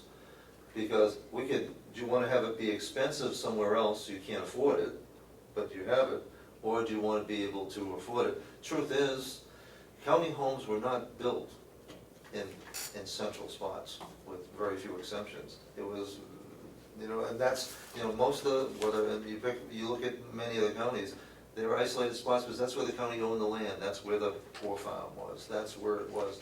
We're not the most central where we are now for the nursing home, but because the care is good, the quality, the quality is great, and the amenities are wonderful, people will come because it's affordable. David, you have a comment? I won't support Howie's three criteria. Affordability, yes. What's the second one? Affordability and Affordability and not being a burden to the taxpayer. Not having being a burden. Well, right there, when you go on that basis, you've eliminated finding out whether it's the location that people want to have. If you're going to do a study to find out whether it's feasible or not, I don't see why you want to exclude having one in North Conway or Tamworth or someplace else. My vote would be not to go along with that. Include, yes, it's going to cost you more money, but perhaps it would be a better setting for our taxpayers, if they don't have to drive down here every time they want to see a loved one. I think we ought to look at all the possibilities. I thought that's what a feasibility study was for. So, in summary, I think what the three commissioners believe is that the feasibility study should look at where it is the most needed, right? Yes, Most needed, not necessarily where it's the cheapest. No, fair enough. So, I mean, that's one of those hurdles covered. The second,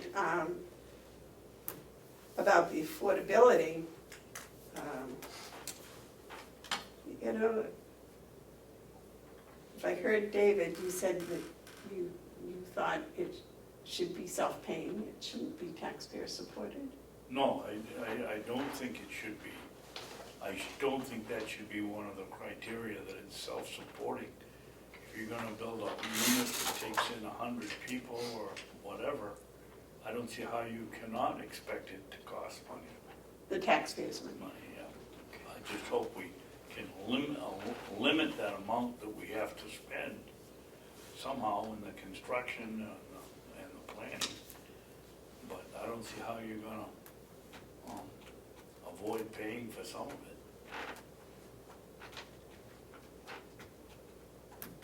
I also agree, you know, we haven't even talked about what kind of facility. I mean, are we going to have just separate rooms, or are there gonna be efficiency apartments, which goes along with assisted living, or one-bedroom apartments? I mean, how, you know, Or 50 stories. or big. Well, that's part of what I would expect the feasibility study Yeah, That's what's what I would needed, expect yeah. too. to tell us. You know, if it's a feasibility study, I'd like to have them come back and say, okay, this is where and what you should build. No. Then we can agree or disagree with it. Now, of the three criteria, probably the most important one at this time is affordability. Because to be affordable means those apartments are gonna be smaller than, and it doesn't mean not being nice, but affordable and grand don't go together. Now, it's my bias that it's the role of the county to take care of those that nobody else is taking care of, and that taking care of those that are affordable, have a place that our staff can afford to go to is an important thing, and that we shouldn't be competing with private developers. We should be doing what they're not able to do or don't want to do, which is to provide affordable. And that kind of drives the size. But assisted living, BES picks up most of those bills. $51 a day. No, 50. the other things like visiting nurse and Oh, true, home care? home care, which assisted living would require. Not typically, but sometimes. Most Well, hospital, but in most assisted living is self-sufficient, has very little need of home care. You have to make a go of the $51 a day, and that's the struggle. That's the Medicaid reimbursed rate, the BAS rate.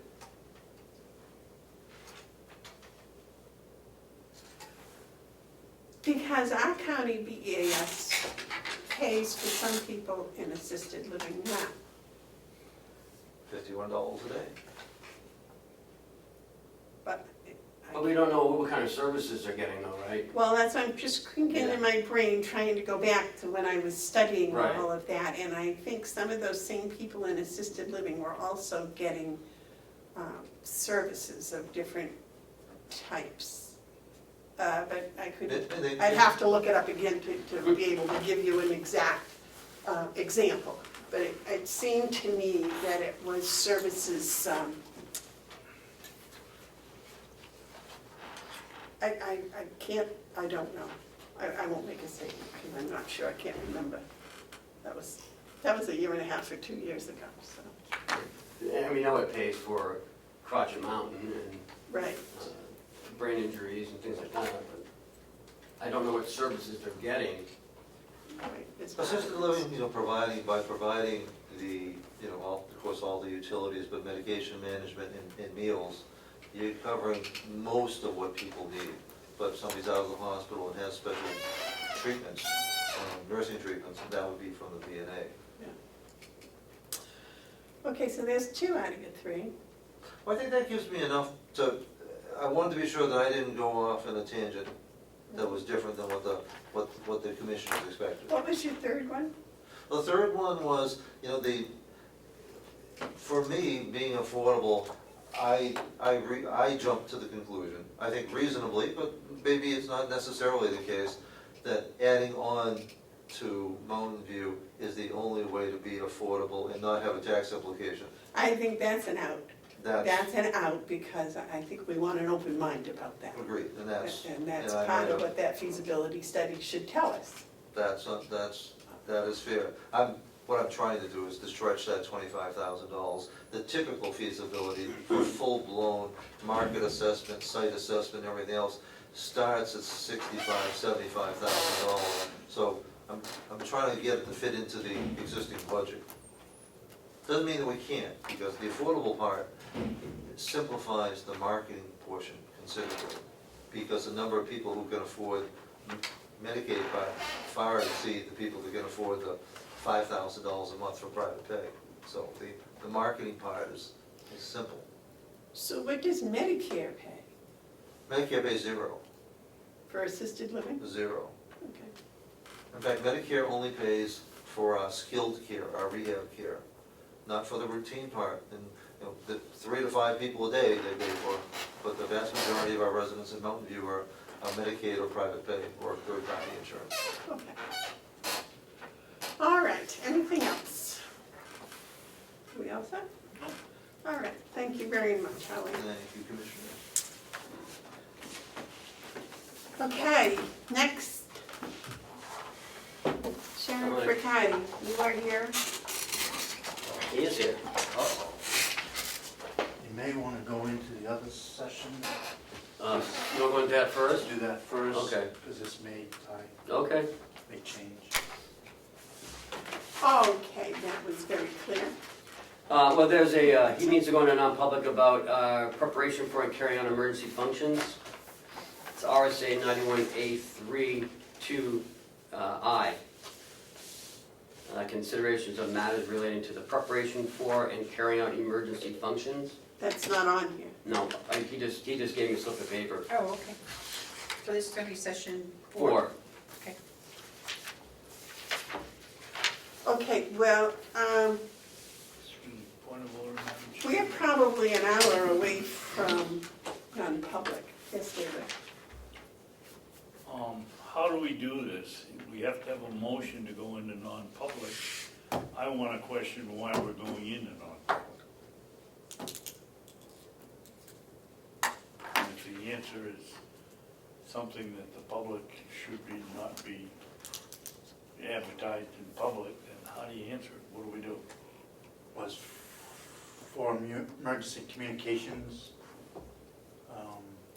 work, and then if you decide that that information can be public afterwards, you have the right to do that. But why discussing emergency procedures? Why is that non-public?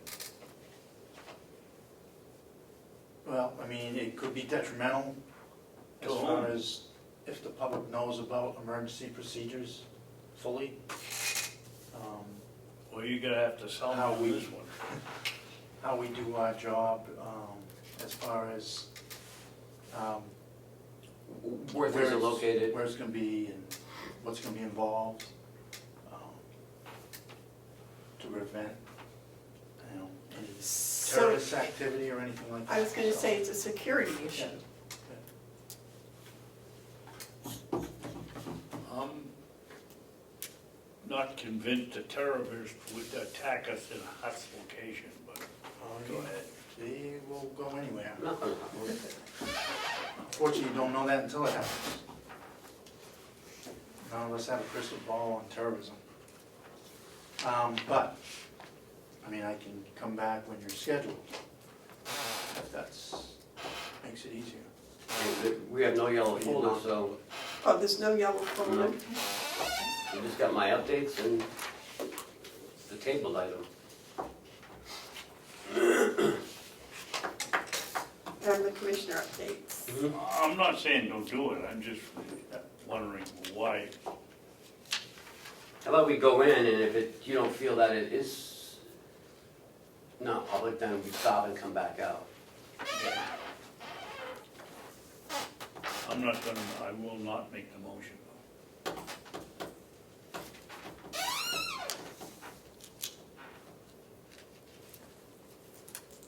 Well, what I was going to suggest was that we finish the meeting and then go into non-public. And then if whatever the conclusion was of session 4, when we come back out, we make it either public or not. Does that make sense? Yeah. And it's session 4, so if you don't think it's Is that what this is? non-public, we can turn around and make it public again. Okay, yeah. That's it. Okay. So, we'll want to finish the meeting Shouldn't take us too long. with your indulgence. I Okay, mean, we can do session 4 first. when we go into Yeah. well, no, because he wants, when we get done, to have something public, right? Yes, the original. You got the contract, it says Right. here. But it's public, but we can't do that until after we do Yeah, the non-public. Yeah, I kind of put them on before that. Well, let's make sure we get the horse before the cart. Right, David? Well, that's why if we go into non-public now for that one session, then come back out, then we're still in public session. No, doesn't matter, however you want to run the meeting. Let's just finish the meeting and then, because it shouldn't be all that. So anyways, if we do that, Stay right there. yeah, you can stay. We've done the Siemens project, there's no yellow folder. Administrator updates. We talked about the generator already. The DuPont group is moving to School Street. There's an invitation, Yeah. Thursday, June 27th from 4 to 6. They have an open house. You're more than welcome to go. It's in Concord. I think it's from 4 to 6.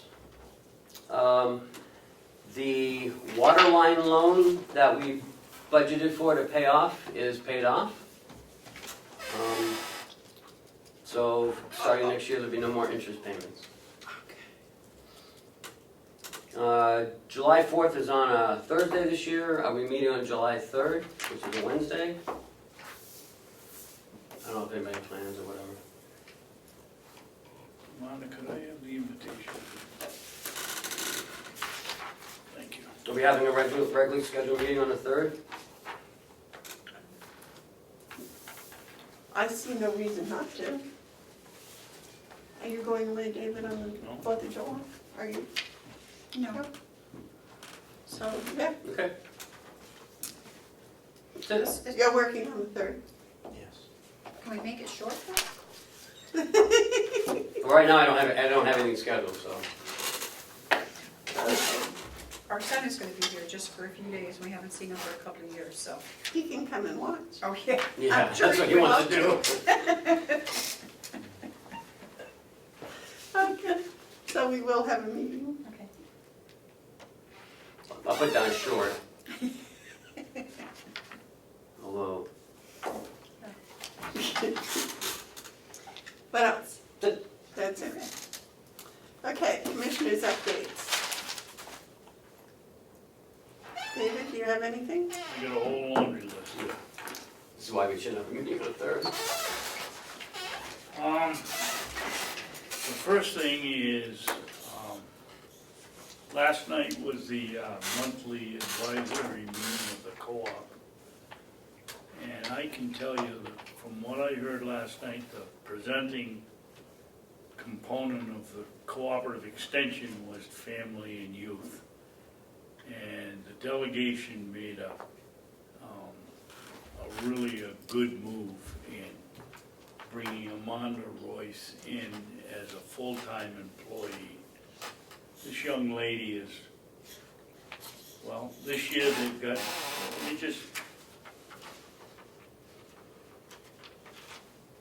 they've gone from last year, 117 4-Hers to already 140 enrolled. That's a huge increase. She started a rock climbing and a hiking program, one of each. And last year, the rock climbing, they had 2 participants, and in the hiking, they had about 10. This year, they're going to have 2 sessions, and they've had in the rock climbing, they've had already 15 applications for it, and in the hiking, they've had way more than they had last year. And that's just in this hiking program. She's done a wonderful job, and I'm glad that the delegation saw fit to fund her as a full-time position. The next thing is I attended the RSVP volunteer dinner or whatever they call it. Appreciation lunch. Appreciation. Yep. And I've sat here, I think when they opened the nursing home, I probably missed less than 10% of the commissioners' meetings. And I heard something that was the first that I've heard of it. A bunch of, I'll call them young ladies to protect myself, call themselves the material girls. I didn't know, and I never heard, that when we opened the nursing home, they made 103 quilts, one for every room, for every new room, for every resident that they opened. And if they didn't get any congratulations, and I missed it, well then, they had it, but if they didn't get any congratulations, and I never remember a word of it. 10 years later, I'd like to thank them for their efforts in putting these quilts into the nursing home, and I'm sure most of them are still there, and we're very lucky to have people that can put that time in to make other people happy, and I thank them.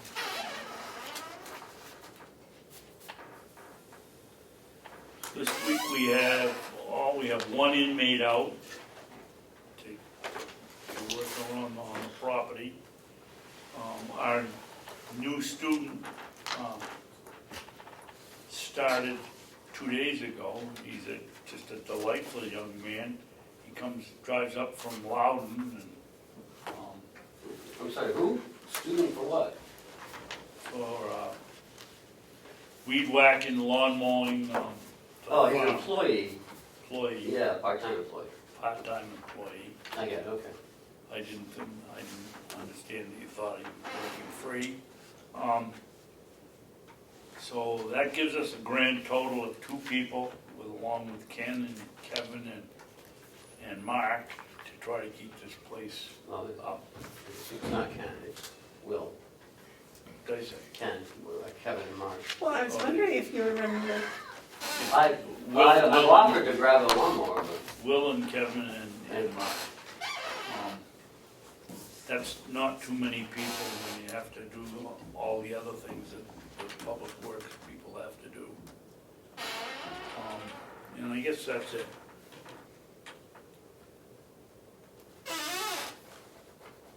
Thank you. okay, thank you very much. You have a commissioner's update? Well, I was going to mention the RSVP luncheon, and David beat me to it, but it was a good time, good meal, and I might say that even to be a RSVP volunteer, you have to be over 50. And most of the ones that are there, I would guess, are probably over 70. wow. So it's amazing what they do. And it's not just the volunteer that they do, but it gives these older people something to get up for in the morning. You know, they have something that they have to do. So I think it's good. It's a two-way street for them. So Jim, Yes. I'd like to add on to what Terry said. one of the things that I found out in, during the session is how much money RSVP raises for themselves. They're not going to different entities and asking for money. They raise a lot of money by themselves. And if I had my way, I'd give a lot more to RSVP and cut some of the ones we give money to now down. Because this is a group that is dedicated at minimal cost and they put in hours. The one gentleman who did 2,000, did over, what do we figure out? Year's salary, 2,080. He did more hours than that himself. For Transporting people. Transporting, yeah. And most of them don't ask for reimbursements, you know, for gas. They can if they need it, but the majority do not. Why have to be over 50 to be a volunteer? Because it's the Retired Senior Citizens Volunteer Program. That's what RSVP is, so. In order to get some of the federal monies and stuff, you have to be over a certain age. You can volunteer, but they don't get credit for that person. Oh.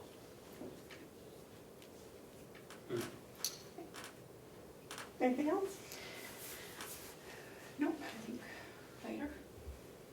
Okay.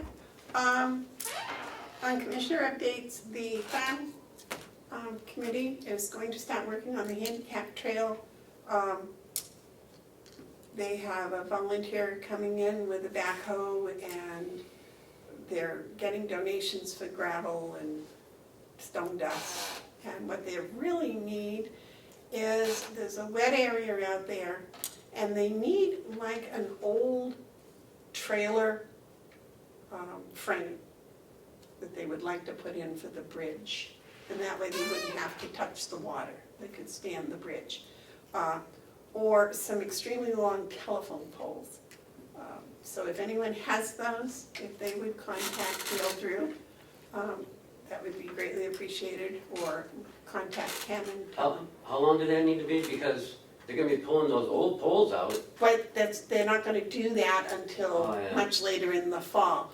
I know I've been eyeing some down in Wakefield, but they have the same problem. They have to wait for the bottom line to come off before they pull them. So- Where is it gonna go? The high school sawed out half a dozen poles to put a bridge in somewhere out back here. Yeah, but they're not long enough. The ones that are here, they're not that long. No, no, and that was, I believe the ones that the high school did was for the employees walking trail. This is for the handicap for the nursing home residents. And there's a 40-foot span or so. Well, no, they weren't 40 foot. Right. Yeah, no. So they're working on that. The Boy Scouts are working on the blueberries.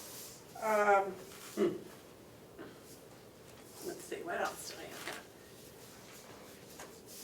have? There isn't going to be an equine event. I'm sure I said that last week. I know, but last night at the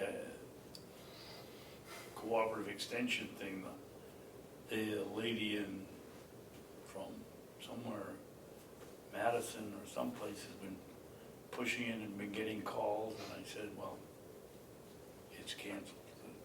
I believe it was postponed till the fall, but right now, because what they said was we're not going to have any meetings during the summer. We're just going to have work groups that are going to like work on the handicap trail and work on widening the horse trails and things of that nature. Let's see, what else have we got here? Oh, I'd like to bring up about the subject of printed checks that have the vendor checks and have the commissioner's name signed on them. So all we have to do is look at the manifest and the receipts and approve that. Now, I believe we looked into how expensive that was going to be. I think it's a $100 setup fee for Checkmate. And that's all it is. It's all just $100. I believe so, but I can recheck to make sure. I mean, it's very minimal. David, do you have any input on that? Yeah, I don't think it's a good idea, though. It's too easy to slip from having them all signed to taking a piece of paper, and oh yeah, it's all set, too much to argue with putting it away. I think it's much more beneficial to look at every invoice. Well, I think we would have all of the invoices to look at as Yeah. backup for the manifest. Well, that's true, but if you sign a check, isn't it easier to slip in to say, well, that looks okay, I'm not gonna chase it? The idea is to see how little work we can do around here. We're supposed to be protecting the interest of the taxpayer. Do you have a comment, Terry? I don't have a problem either way.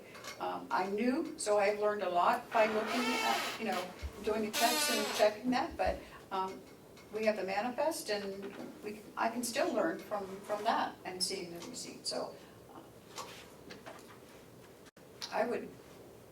it takes us a long time. We're here for 2 or 3 hours sometimes signing checks, which I don't have a problem with. But I have no wish one way or the other. It just seems to me that to look through the receipts is what we do anyways. Having to sign a check to go along with it, if the check was on the manifest, you gotta check it off the manifest anyways. You can't, like we do now, when we sign them, we check it off on the manifest. And, Yeah, but let's be honest, Amanda.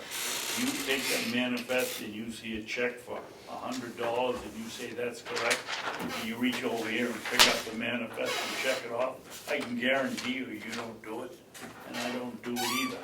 I look at the checks and the receipts and question them there, and then when I'm done, they've got 60 checks, I check them off. You do the same thing. You don't take, this check is for $1,000, here's check number 1960, it's $100, and you check it off here on another piece of paper. You do it when you're done, you do the rest. but I check the receipt, every single receipt I That's look what I'm at. saying, so do I. And I think that's the main purpose of the whole thing. If you just said you protected by checking off the manifest, and you're not protected by checking it around. You're protected by looking at the check and looking at the receipts. Has there ever been a time that a check has not gone out? Yes. For what reason?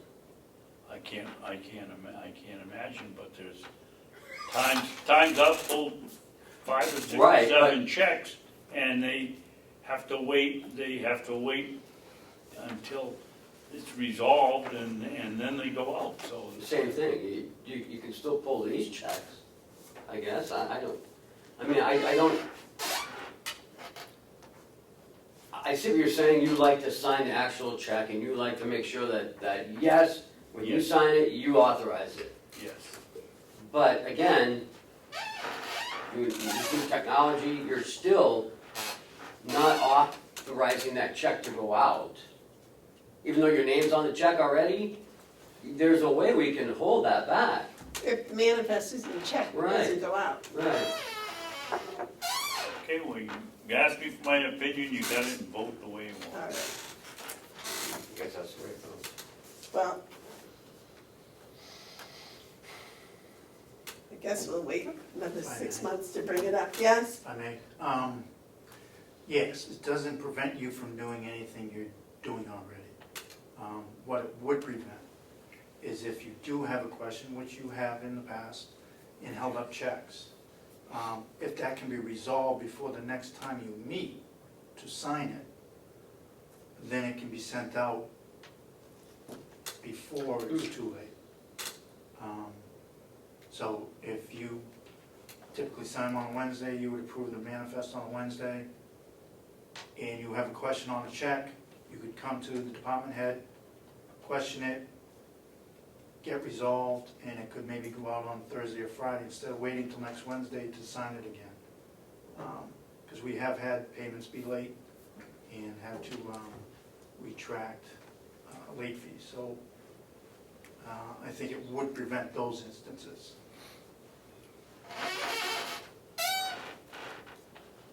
Good point. Good point. Just from experience. Well, think about it, we'll bring it up for discussion again. It's just that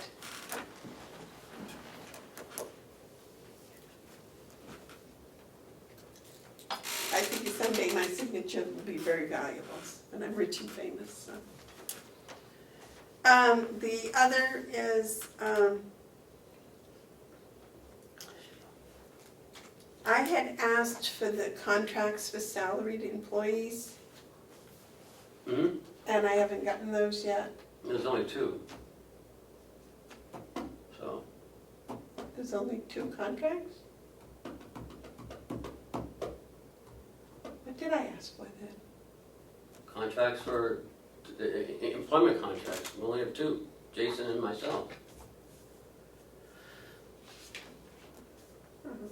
And I asked for job descriptions. Yeah, we're still working on that, yeah. Job descriptions for what? All the job descriptions, Oh, all the jobs. so we have it in one book. I So, thought you were talking about yours and Jason's. Oh, no. no, And they're already done. so give the job descriptions so that when we go to make up a new job description, we can go and say, okay, well, this is one. You know, we were talking the other day, and Jessica had to come up with different things for us because we didn't have copies in our office.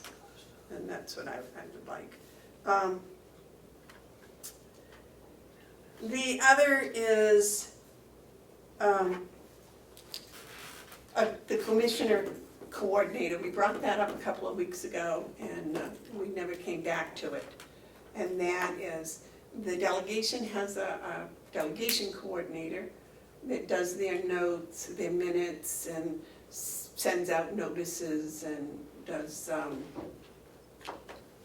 any booklets, anything of that nature that they need. And I just thought that it would be nice if the commissioners had their own coordinator also that would do those things. And it would be, generally it would save a lot of money, I think, and it would save time for the people down in the finance office that, you know, they have their work to do without doing this other stuff that probably could be done for $16 an hour. Hmm. Yeah. But you're adding another position? Is that what you're doing? Because what does Laura do? Well, it's my understanding that the new administrative assistant does not wish to take minutes. Yeah, but that's not what you said. You said to send out notices and booklets. I mean, that's part of her responsibility, is the notices and the website. So why is she looking for someone to take minutes? That was one of the things, yes, someone to take minutes, someone to do like the report that we just did, put that report together, What report you just did? the annual report. David, you had a comment? Yeah, I don't understand why you want to get away from a system that we have here now that's working very well. I don't think you've been here, I know you haven't been here, when we've had a change in minute taker and the problems that come up. And probably in my 15 years here, there's probably been 8 to 10 minute takers that we had that for one reason or another get done. And we have Cheryl does an excellent job on them, and I don't understand why you would want to change them. Want to change? Why do you want to change? Because we have a bookkeeper that needs to be doing bookkeeper work, and they're spending up to a day doing minute work. The rate of pay is way different, and, you know, I think that the bookkeeper should be doing the bookkeeping work. Lord knows that there is enough bookkeeping to do to keep a 40-hour position. Okay, well, let's look at it another way. What would you pay somebody to coordinate it to me? I would think $16 an hour. Okay, what's Cheryl get an hour? I do not know. Public knowledge, It's 28 something. okay. I guess I don't know. Somewhere around there. So it's costing us like $50 to get the minutes done? You wanna figure it that way? Or maybe a little more? I would think it would be quite a bit more. I don't know how much time she takes a day, a week to do it, but, Just sitting here, it costs $80. pardon me? Just sitting here for our meeting is at least $80 more. Okay, you're right. So at $16 for 8 hours is $128. You're gonna be paying a minute taker or record keeper. That doesn't make sense. I don't know. I mean, the annual report should be done by Laura because it's in her job description. You know, when she's up to speed, it's not till next year, but when she's up to speed, she'll have access to everything. Well, I think Commissioner Babson wanted that to be the responsibility of the commissioners, right? No, So that's not I what he thought said. that's what you said last No. week. no, it's not what I said. I said it would be the responsibility of the commissioners to select who you dedicated it to, not, The dedication of the annual report. Well, I would have liked to have seen the annual report before it was printed. I would have liked to have okayed it before my name was put onto a report that I had absolutely nothing to do with, did not see, nor was well, let me asked tell to you, approve. Madam Chairman, you were told that it was done, and Cheryl will back that up. You were told in a meeting that it was done. You could have come, I had it done 2 to 3 months before it was due. And you knew about it, you just didn't get out of your chair and come look at it. It wouldn't have been very difficult to have shared it with the I did, I commissioners. came right here to a meeting and said it was done. What else do you want me to do? You could have emailed it to me, you could have given it to me in writing, something. But anyways, we're going on a sidebar here. It's the dollar amount that I'm most concerned about, and the fact that we have a bookkeeper to do bookkeeping, and we're pulling that bookkeeper away for 8 hours from the bookkeeping, on the average, I think. But we've been doing that for a year and a half. Why all of a sudden now is it such an issue? Well, the value of the expense was brought up a couple of meetings ago by a member of the public. And when I got to looking at it, I was not aware of the big difference in the hourly rate. And the fact that, you know, by doing that, when we had the shortage in the office, that probably just made it worse, which I think I had mentioned in the past, that we need the bookkeeping down there. We don't even have the quarterly reports done. Well, that's not Cheryl's job, that's Kathy's. That's Kathy's job.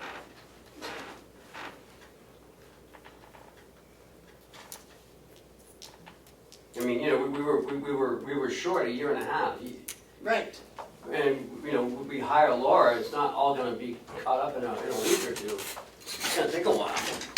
Well, the minutes are something she does not want anything to do with, even though they are in her job description. Joe, this is for you.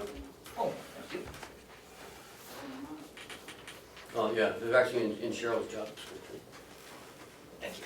Okay. Terry, do you have a comment? I do, I think, well, when you're talking about the differential in pay, I mean, if Cheryl gets, what, $28 an hour, and that's, what, times 8 hours? What's that, Amanda, you're the math, so it's gotta be over $300. If we're paying a regular recording secretary or a minute taker for 16, that's, That's the 224. That's $100 a week difference. and year's time, $96. that's a big difference. It's $5,000. If we can hire somebody for $16 an hour, would be the question. That should change. Well, I guess it's gonna have to. I think it's worth looking into. In what way? See if it's possible to hire someone at that rate, for the work that, that we want to have them do. Well, the last application they had, you had how many applicants for Laura's job? I don't know. I think it was like 30, So but not all were qualified. Yeah. Just got 30 in. Probably 8 to 10 were qualified. So I think there would be a sufficient pool to draw that from. Well, not Maybe we if that was a full-time position. How many hours do you think this will be? 8, 10? Well, I'm thinking maybe we could combine it with the delegation coordinator and make it an employee. That would solve some of the other issues we have. Well, it would be an employee. But how many hours? It didn't answer my question. Well, Roughly, I don't know, 8, Well, you- 10 hours? Be the same as Cheryl, wouldn't it? So 8 hours a day? I mean, 8 hours a week? maybe we could do the same with the delegation coordinator, give it an hourly, hours per year or something. You can't do that. Only the delegation can. Well, I know, but I'm thinking we They have could to, work something out with them. don't they have to make a change with their coordinator anyway because of the, no? Not discussed here. Well, the employment, how it works, is something we're gonna have to discuss, I think. And that might be able to combine the two as an employee, that position as an employee's position. You gonna use the same person? I think we'd have to go out to bid, I would expect, wouldn't you?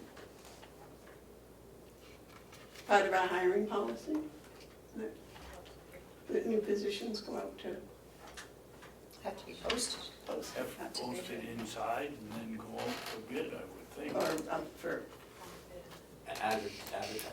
advertising.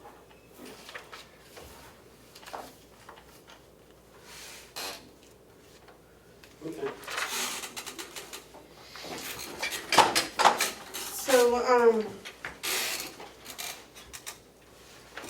you wanna make a decision on that today, or you wanna wait another?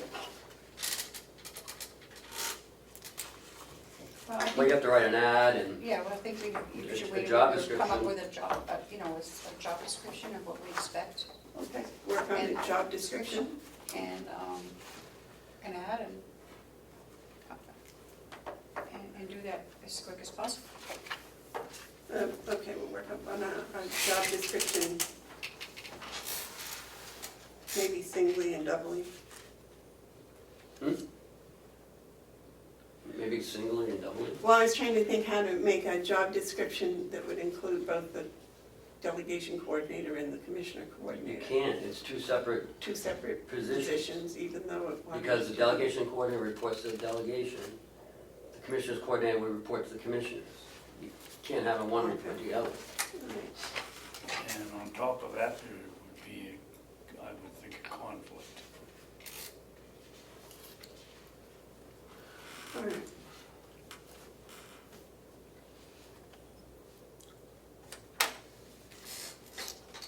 And what are you proposing, Madam Chairman, to lower the salary of the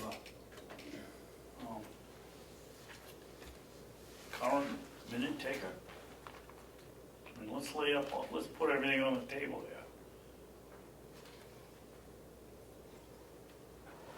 It's an easy question, yes or no? Doesn't she get a bookkeeper salary? We gave If Cheryl. this is talking compensation, we need to do a non-public. Okay.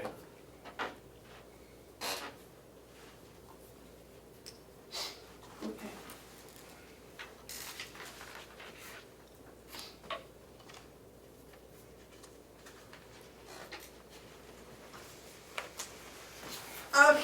And the last thing I have on here is, I sent to each of the commissioners a contract for the MRI to, yes, Yeah, I have mine. okay. And that was just for you to peruse, to look at, to see if you had any additions or corrections or anything that you wanted to add or change. I answered it, Madam Chairman, and you never responded. Well, because I thought it should be a public discussion. Okay, then I'll bring it up.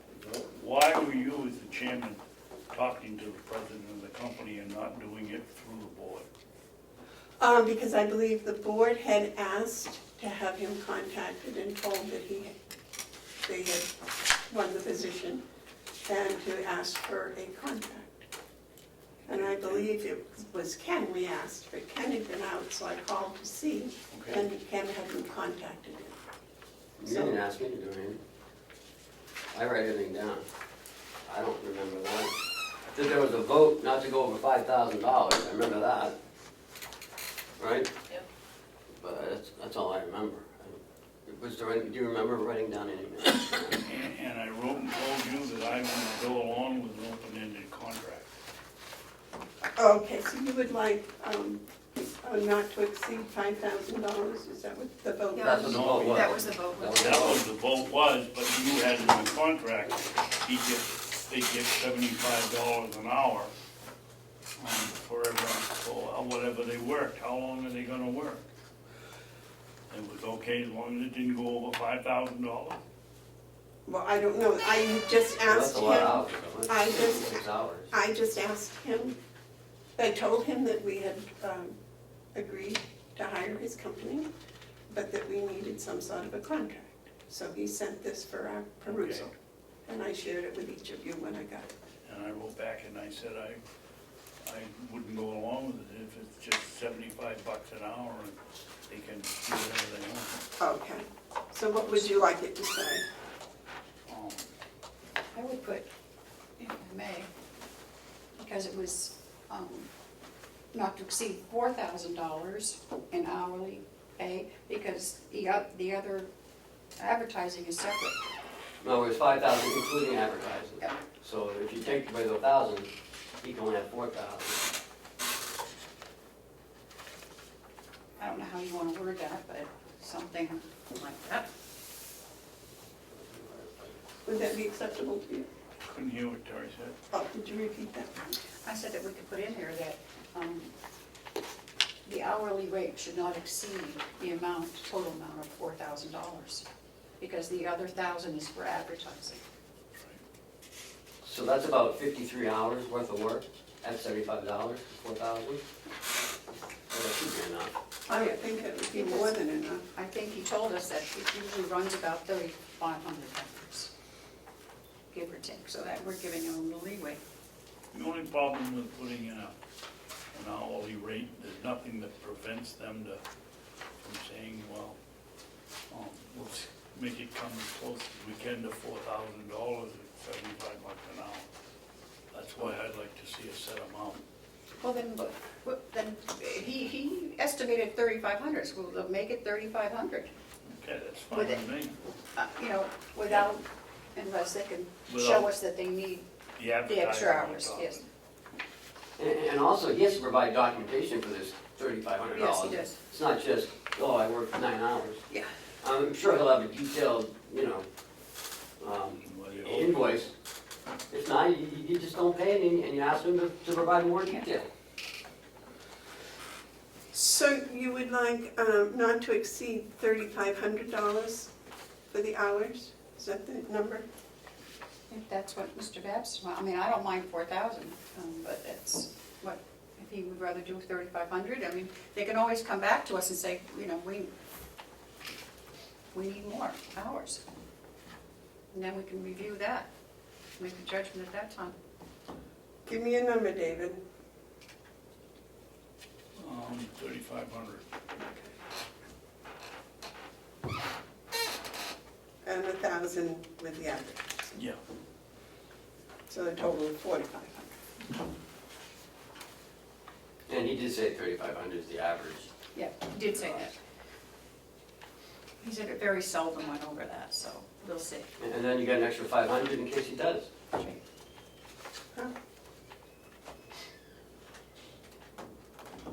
No, there wouldn't be any extra. Hmm? 3,500 was what David said to make it not to exceed Right. 3,500. But you voted to up to 5,000. Up to 5,000, so that would give us an extra 100 if we Okay. need it. Right. And you want it itemized. And, Hmm? so it's a, everything else is all right? Okay, everything else all right? All right, so I'll just have, not to, under the $75 an hour, not to exceed 3,500, and the advertising not to exceed 1,000, for a total of not to exceed 4,500. Okay. All right. And may I get a copy of that as well, so I can review it too? Yes. At some point? You can have mine if you want, Well, no, because that's not the but not to finish. Okay. So you have time to look at it. Oh, I'll take that copy, doesn't matter. Well, okay, because it's just not finished. Yeah, that's all right. It's just for, I'll get back to this. All right, I think that's all I have.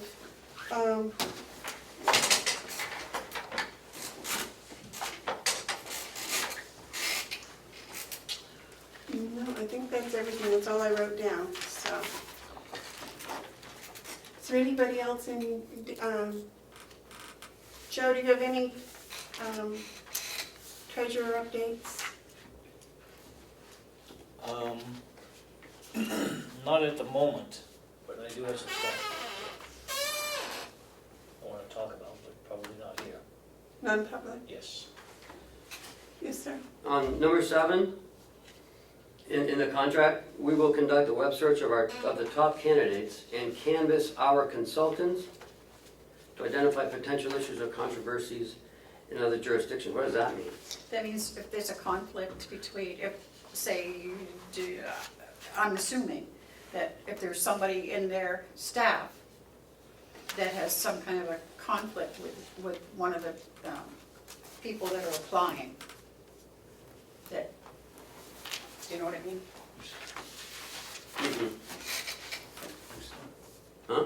Who's staff? The That's what I'm consultant saying. staff. The consultant staff. So they're gonna consider their consultants for these jobs too?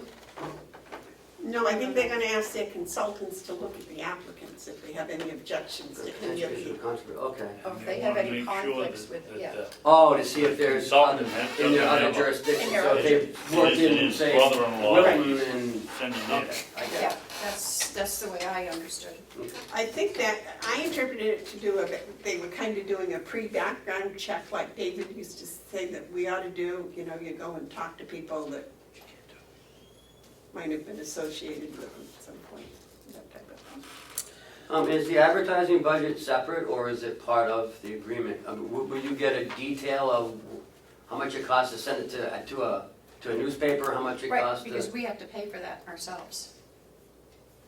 We They get the don't pay bills. for that, we get the bill for all the Oh, others. so that's the $1,000? Yeah. Yeah. We get billed for that We on, get oh, that. good, okay. Yeah. So it's not gonna like put in union leader and then keep $500 themselves? No, we get billed directly. Okay. Right, the only thing that we pay them for, I believe, is their hourly work. Yeah. The rest of it we pay out. I So don't have the contract in front of me, but that's a good point. Does it say under the advertising that we will be, we will pay. you know, No, not it we doesn't will say that. pay, will we be billed directly? That was my understanding when he was here, that's what he It said. says, we suggest an advertising budget of $1,000. Advertising venues will be selected upon consultation with the client, and MRI will be reimbursed for advertising expenses. Oh, that's not what he said, he said that we would be paying. So I think that we should be billed directly for those. Yes, I do. That we would be billed directly, okay. All right. Let's see. The last thing is the HR job description. I looked at Can you take it off the Kat's. table? I make a motion to take the HR job description off the table. I'll second. All those in favor say aye. Aye. Oh, aye. Those opposed say no. No? Um, Can we take a recess time before we go into this? yes, sir.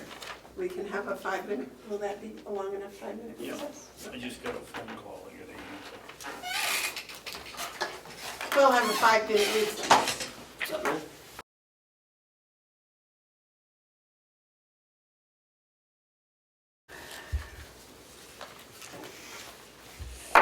Okay, recess is over. We're back to talking about the item that was taken off the table for the HR job description. And I read over the one that Ken used from Merrimack, is that where you got that? Or from the consultant? Yeah. The, Alan Pennington.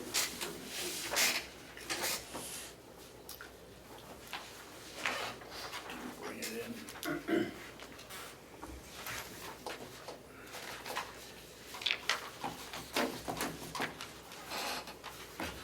all right. One of the questions I asked was the recommendations for the minimum qualifications was a bachelor's degree in human resources. And on the one that we had used originally, that it asked for a bachelor's degree plus 5 to 10 years of progressively responsible experience. And I think that maybe we would like somebody with experience. Yeah, is that the one at 07? Yeah. Yes, this is the 07, and the one that Ken did was 6/12/2019. If I may, Madam Chair, on the old one, it doesn't say it requires a bachelor's degree. It says requires knowledge of human resource management equivalent to the completion of That's a because she didn't bachelor's have a degree. bachelor's. Yeah, so what I'm So, saying is, I think the new one says a bachelor's degree, Yes, but I think we want not only a bachelor's degree, I think we would like to have maybe 5 years of experience. Well, it says 7 to 10 years. yeah. I don't know if is that too much? No, but it says or a related field. It says you can have a Public administration Oh, I or related see, field I with see. 7 to 10 years of increasing responsibility. Yeah. Yeah. So you're putting, the or goes with The human public resources, Right. public administration, Or related field, right. And then the 7 to 10 years is for everybody. Yeah, increasingly responsible, because you can't be a director if you've never been a manager before. Right. Well, okay, so I thought you were talking about related field with 7 to 10 No. years. But that is for all of them, Right. okay.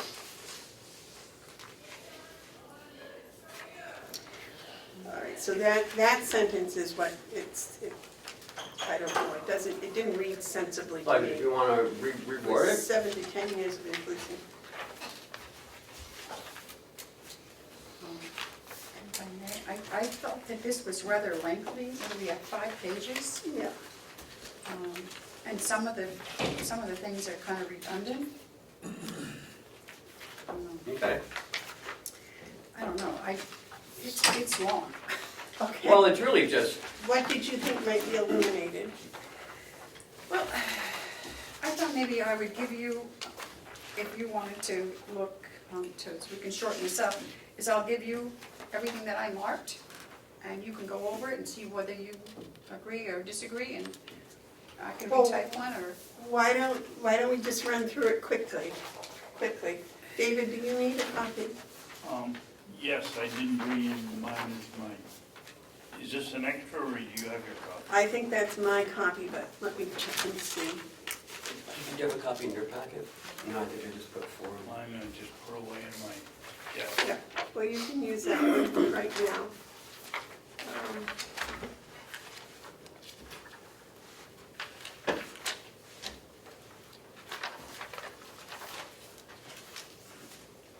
Well, we can share it. All right, Jerry, what's the first thing? Well, I know you had put that you wanted reports to the commissioners. Correct. And again, why is that? That was I think anything related with human resources should be separated from the administrator. Why?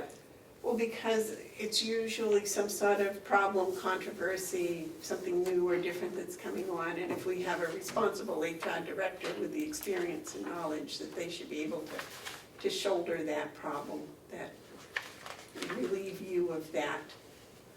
That way, if there's a complaint, well, some examples, we've had some complaints, and they went the chain of command to you, and they didn't get to the commissioners, and probably that's where they should have gone. No, those are, we have a reporting structure in place. Correct. And all the counties are in the same, have the same reporting structure. So now you're creating a silo, a person outside of that structure that reports just to you. If that's what you want, go ahead. But I'm telling you, it's gonna cause problems. It really is. Well, Just wait, I'm done, please, thank you. While you're creating silos amongst the other department heads, there's no reason why the human resource director needs to be outside that reporting structure. So I think there's something, last week you said I had too much work. Well, I agree. Now it's you think it keeps changing, so No, it's the same thing. it's not what you said though. Well, I think that your position has enough to do without this human resource. The human resource is actually separate and outside. It is not. It's part of the county. And the reporting structure remains the same. So why is Jason under me and why is Howie under me? It's a reporting structure. And if this is something you want to do, that's great. But you're creating a silo and you're going to create animosity between all the department heads. I think it's something else, but Well, apparently that's something we're going to disagree upon. Okay, Do you have an opinion about that? I think that we should be informed of all human resource problems of any kind of employee disagreements, and I don't think that we are. so when someone's late for work, you guys want to know. I know. I mean, it's just micromanaging. That's all it's called, micromanaging. It's my job to ensure. Your job is to create policy, not to hear complaints unless it goes up above me.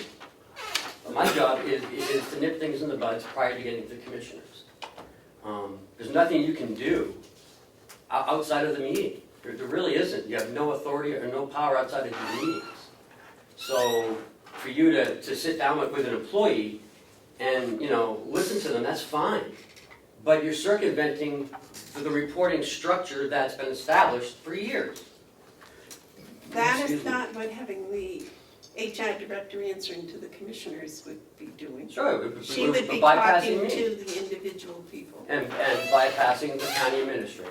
Is that what you want? To be out in the dark? If that's what you want, then go ahead. But you're making a huge mistake.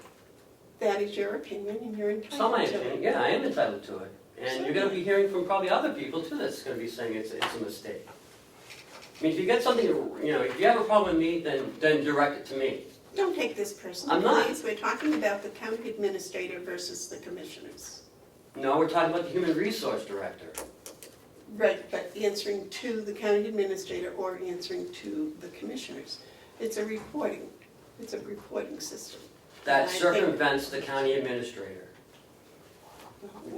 Once you have, so Your interpretation. a human resource director is gonna bypass a town manager and go right to the selectman. Is that what you're saying? Or a human resource The only person that director, I am a selectman for is Hale's location. or a human resource director is gonna bypass a school superintendent, I mean, bypass a principal and go right to the superintendent. They do. I think that depends on what the complaint is. Yeah, but you're circumventing now, it goes right, I don't even know what's going on now, so. It's fine. Well, anyway, we disagree on that one. Yeah, keep going. David, do you have a comment on that? No, I don't think we need a human resource director at all. Just gonna listen. Next, Well, if we go down, I think it's on the second page, about halfway down, it starts out with, under the direction of the county administrator, blah, blah, blah, blah, and then the next one will assist the county, they both say the same thing, it's collective bargaining, and, so I think we don't need both of those in there. Okay, You know, it's pretty much the same thing. I'm just trying to get it shortened a little bit. But- so eliminate the first one that says Whichever under the one, first or direction, the second, yeah, and either then one. go and say, will assist the county administrator. And collective bargaining, I mean, they both pretty much say the same thing, so either one. So eliminate the first one and keep the second. Well, I kind of like, I like the first one, because it says it will assist in developing and management bargaining, concepts and strategies with the county administrator, department heads, and the labor attorneys as needed. So you want to add that last sentence to the second one? Yeah, however you want to inform, yeah. So we'll assist the county administrator in all of that, and then also assist in the developing management bargaining concepts and strategies. We'll work with the county administrator, department heads, and labor attorneys as needed. Yeah. I just think we should just get rid of one of those things, so that would be good. And then down there, the next to last one, is working with, kind of during the budget. I think it also should sit, because the department heads are responsible for doing their budget, right, and then it goes to the administrator? no, not salaries, they're not. That's done by, nursing home done by Paula, and the other two departments are Right. done by, Kathy. Because we don't really have a good, management system. If we get that HRMS, Yes. Yeah. So the HRMS would eliminate that next to the last paragraph, is that what you're saying? well, they're properly classified, yeah, at the correct salary rates and appropriate authorization for the budget. Isn't that Jessica's job? Make sure they're properly classified? Well, Right, but she should, I would think she would be overseeing some our parts. system though, our system isn't, well, it's better to have an HRIS system. Because when you go on to the third page, it says that assists the payroll benefits coordinator with the county's benefit programs, including, she probably, I'm assuming they just kind of oversee that. They're not gonna take that away from Jessica, but, You want to change that from assist to overseas? No. I think assist is fine. So what did you want to change on there? Nothing. Nothing. Oh, okay. She just said that it's better if you could assist the payroll coordinator than to oversee it. So I'm a little confused back at that other one now. You were talking, Terry, about the annual budget process, that are all employees are properly classified at the correct salary rate? No, it's the next to last one. On the Yeah, second That's the one, yeah, that's what I'm that's saying. what he's talking about. Work with assisting the county during the annual budget process to ensure that all employees are properly classified. Yeah, I think that should be with the department heads too. Because it would go to them first, right? They're the ones that are actually working on it to begin with.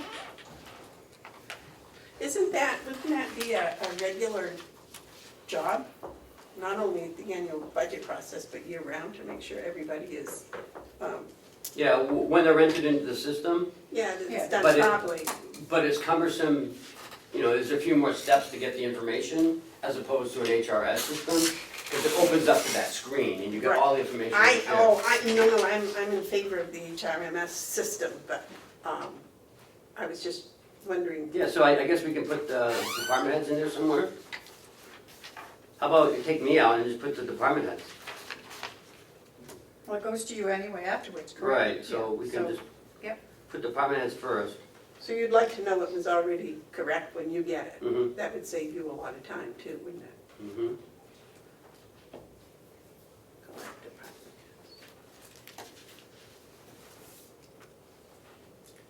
And officials for the budget, and that all, any other related compensation is probably qualified in the budget. Yeah, just put department heads instead of me. Next, Terry.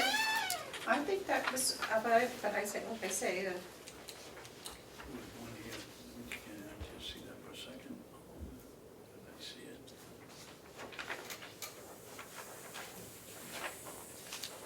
see, I just, you have, on the first page, when you have the supervisor scope, that pretty much says the same thing that the other two said. Do you know what I mean? I just think that there's a lot of redundancy in here. But, Well, you know, it's, you know. oh, This is my first shot at it, so. oh, I know. So, do you want to take some stuff out?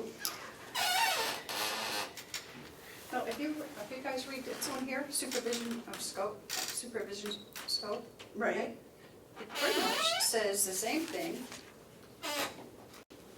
that these two that we just, you know what I mean? Like, this just, these are essential job functions, but I don't know. I guess it doesn't make any difference, I just, You know, the thing,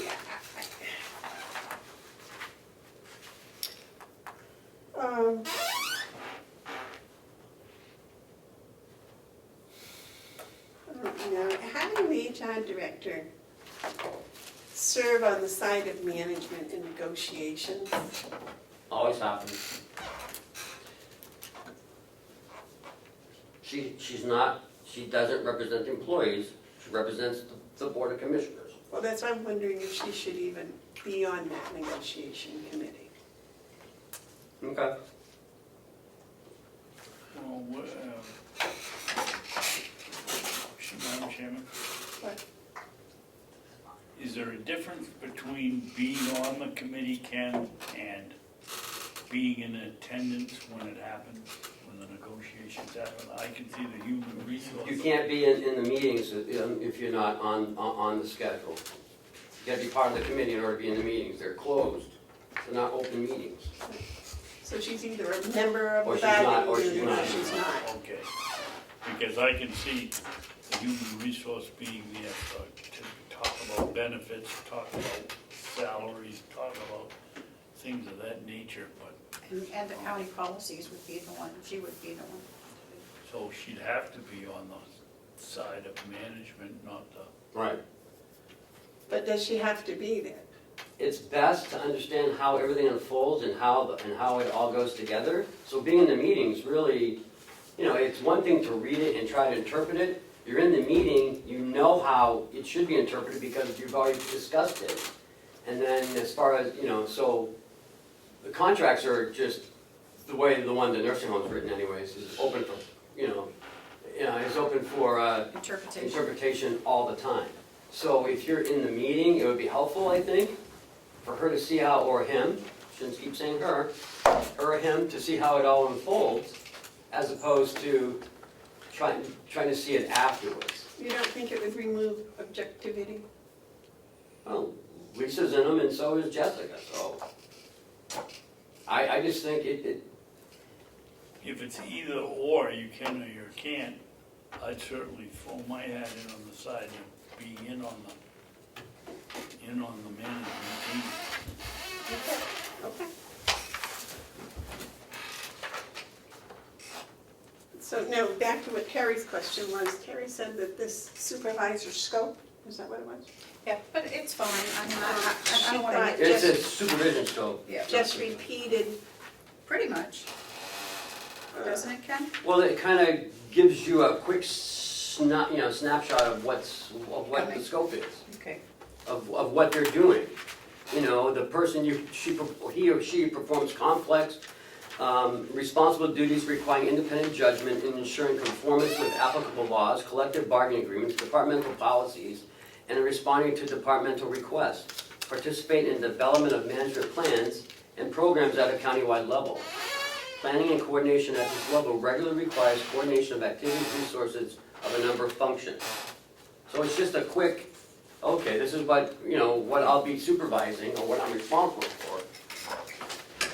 Okay, No, if you don't, you But take it out. the meat is on the front page. Yeah. yeah. I think it's fine,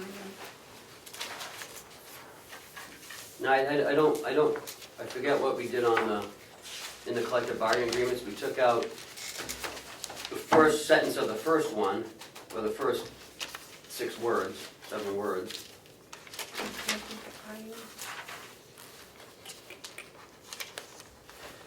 Under direction of Yeah, county just the administrator. first sentence, And then you, with your role in shall. the shall assist goes right on, because that's what the next Right off the one what? uses, a whole lot of shalls. Yeah, but what do you attach it to? Nothing? It just, shall serve, is that the bullet point? Shall serve on the side of management? Because I saw your writing some stuff, I just didn't know what you were writing. I just scribbled over it.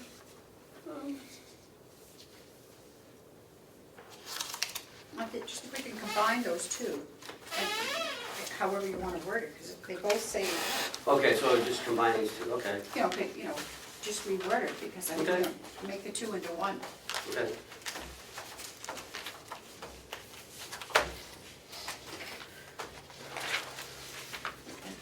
I think that's the start, that's better. Since Dave doesn't have his.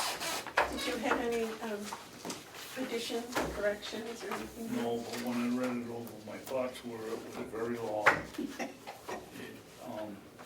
It was very specific, and yeah, the one I pointed out here earlier, I think needed to be changed, but it needs some work. Which one was that one? Where was? This one?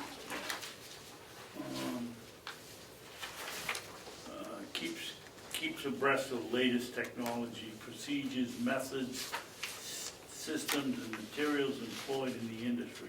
Performs similar or related work as required or directed, or as a situation dictate. To me, that's the whole job function right there. That covers everything from A to Z.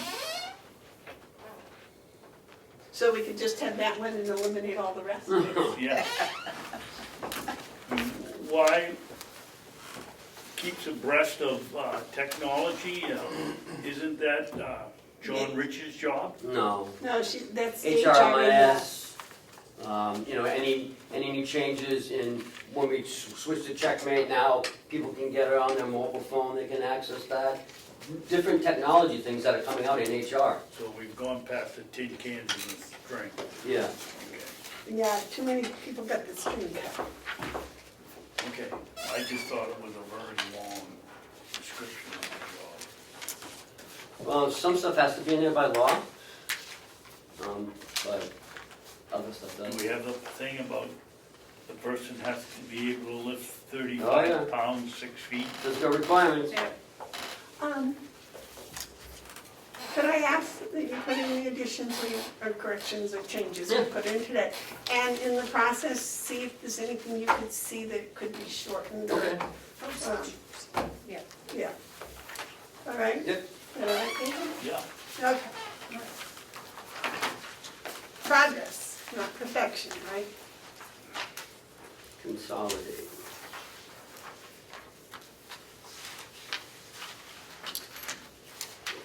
You the Okay, sheriff now? I believe that it's He's now sheriff now. non-public Howie, sheriff. you want to just nudge him so he can wake up? Oh, thanks. Is this the Good morning. non-public? No, this is public. This We're is still public. in public. The Yep. sheriff wants to talk to us. Okay. A couple things. One is, they're both related to the communications projects that we have going on. One was the contract that you see in front of you, red. But prior to that, I want to bring up a point about, because the grant management brought it up, was the bidding process, The what process, Tom? bidding Oh, bidding. for work. It was my belief that back when Commissioner Hounsel was here, so the last, when we did the consul grant, that the bidding process was waived for the communication grants, solely for the purpose because of OME is our vendor, has been our vendor for 30 years, has our annual maintenance on the whole system. They built the whole communication system. So to bring in someone brand new would be a total, I think, catastrophe for one, as far as trying to catch up to what the system is already and now add on to it. And I think it would be, go against the costs. What do I want to say? Increase Benefit. our cost. Benefit.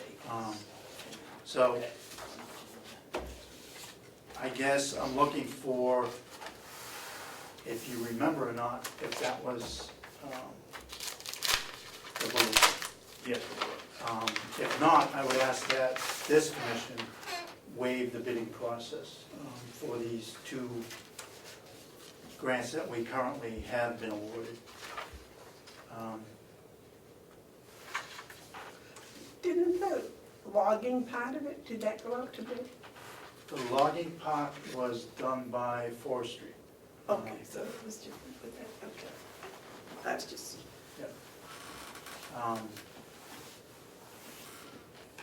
And we do still have some road work to do up there to get the equipment up there, so we do still have to do that with the county dollars. is Will doing that? Yeah, can we hook up with you and maybe get the, because we have some funding available Yeah. to do the first part of the road. Maybe at the same time do Yeah. all? So yeah, we can definitely get on that. Because the as soon equipment as has to go over possible. the first part before it gets to the second part. So, with that waive being made, then the second part is the contract from OME to provide the work. This was the same, basically, a contract that I signed off on as far as to the grants management. That needs to be signed off, I believe, by the commission as it being a contract, so, even though it does say Carroll County Sheriff's Office. So that's why I put it before you. Now, the grant pays for this 100%? Yes, other than the road work and the electricity to go from where the tower currently is to where it's going to be. Any questions? So the first order we need to do is whether or not to take OME without going out to bid. Which I believe Commissioner Babson said he believed to be the same thing that throughout this grant process for these three grants. So do we need to That's, reiterate leave that that? up to your hands. Where it's a new commission, should we reiterate that? I would. If you all agree. If you don't agree, but maybe not. I I agree. can't hear what you said. To restate that, where we said we would go with OME and not go out to bid. Yes, I think we ought to restate it. Would you like to do that? In the form of a motion, Please. I move that we single source the communications grant contract and award it to Ossipee Mountain Electronics because A, they've done our work for 20 years, 30 years, 30 years. B, they have perform the I can't say the word, whatever it is. Well, They are also a supplier of some of the main parts, single source supplier for some. Motorola specifically. I didn't know whether that should be in a contract or not. It is okay with yeah. that? And They're a single source from Motorola, and it's called Communication System Network Update. okay? Did you get that, Cheryl? Yes. We award Ossipee Mountain Electronics contract for communication system network. You gave enough reasons, I believe. Would you like to talk about it? Okay, motion's been made and seconded to single source Ossipee Mountain Electronics for communication system network upgrades. Because this is a waiving of a bid, we should do a roll call. I was gonna ask if there was any more discussion. Is there any more discussion? Okay, Cheryl, would you do a roll call, please? Commissioner Babson, Yeah. Commissioner McCarthy, Yes. Commissioner Bevard, Yes. Now, Thank you. this says for you to sign this. Yeah, but again, being a contract, I think it should be the commission. How much is it worth? I can sign it. This one here specifically, I think, is the 604,444. And the two grants, the next one is $570,000. That's how we get the 1.1, or 1.4. And they'll kind of be working simultaneously with each other, so while they're at the mountain, they'll be putting equipment on it from both grants. Madam Chairman? Yes. I'll make a motion that we give the chairman of the Carroll County Board of Commissioners permission to sign the contract with Ossipee Electronics for the communication system network upgrade. Not to exceed. And not to exceed, how much? Isn't it on here? Well, the amount of the grant, I mean, this specifically, I think, is the 2017-18 grant, is 604,444. Did you get that, Cheryl? It's 1.1 million. But I'm not sure if this will be coming out again for the $570,000 grant. So I want to include that also. We'll two just separate leave it- grants. We'll just leave it that the chairman has the right to sign the contract and fill in the amount that. Okay. I'll second. All those in favor say aye. Aye. Aye.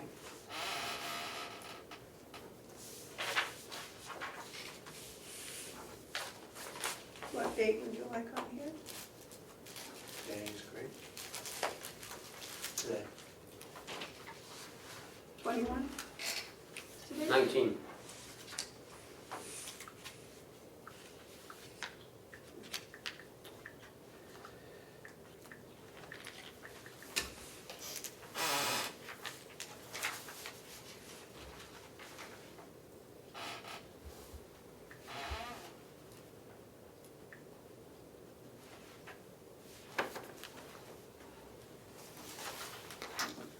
There you go, sir. Thank you. Dominic, do we have to,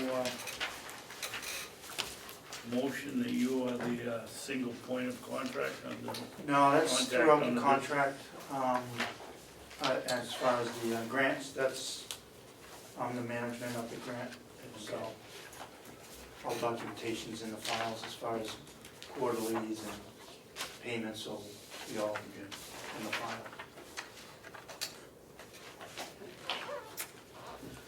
Anything else you'd like to share with us today? Should do it. Right. Still have 2 dispatch openings. Really? Full-time? Full-time. Have you posted those in the county? Very nice, thank you. Bob has that, the whole thing for you if you'd like to know about it. On the elevator. Elevator or O2? Elevator. Okay. You wanted that chart, how much it was over 5% over the next 5 years. David wanted to talk, yes. I did the math.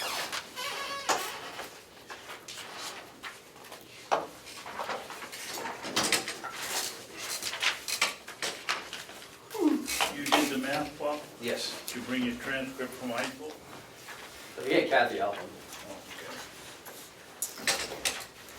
okay. if that makes you feel better. Thank you very much for doing this.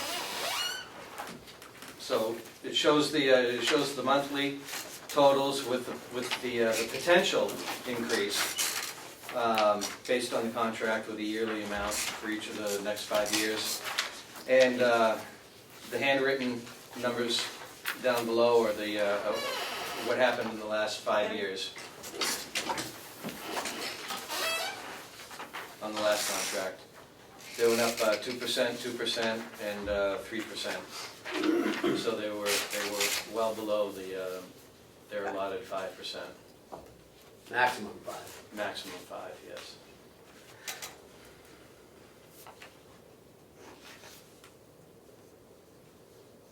They're a pretty reputable company, they, several places I see there. And they're family owned too. They're not a Corporate. Yeah. Well,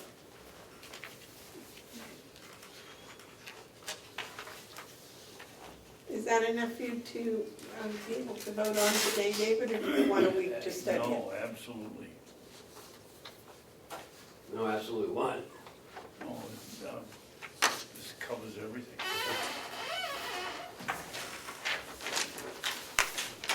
We just weren't sure what you were talking about.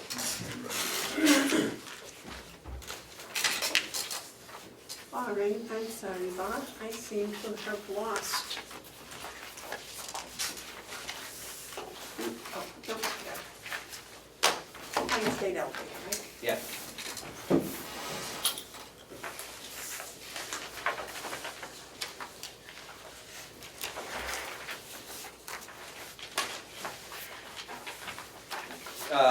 And actually, there was one thing that you said, I do not have it signed by them yet.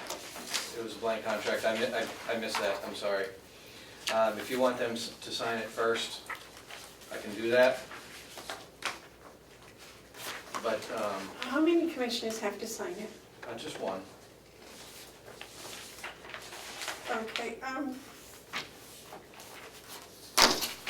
I would make a motion that we accept the Pine State Elevator Company's 2 contracts, one for the nursing home, one for the finance office, as stated, and that you give me permission to sign the contract. Second. And then when you get it signed, I'll sign it. Okay. Okay, motion's been made and seconded. Can I make that motion for me to sign it? Sure. Okay. Is there any more discussion? Thank you for getting us back to us so quickly. And once you get it signed, just let me know and I will come and sign it. Take the vote. Right, all those in favor say aye. Aye. Aye. Those opposed? Thank you. Unanimous. Thank you, Bob, for getting back to us so quickly.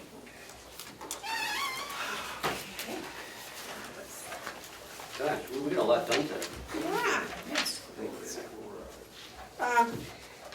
Okay, is there anything else to come up in the regular meeting?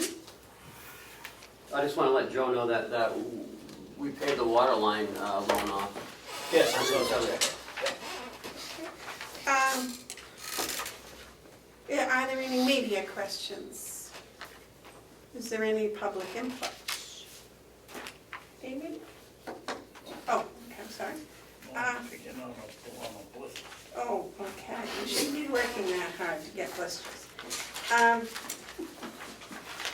Thank you, Mom.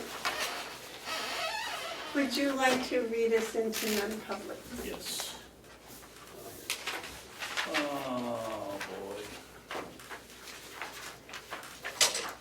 This is going to be a mishmash, because I have a couple of non-publics myself.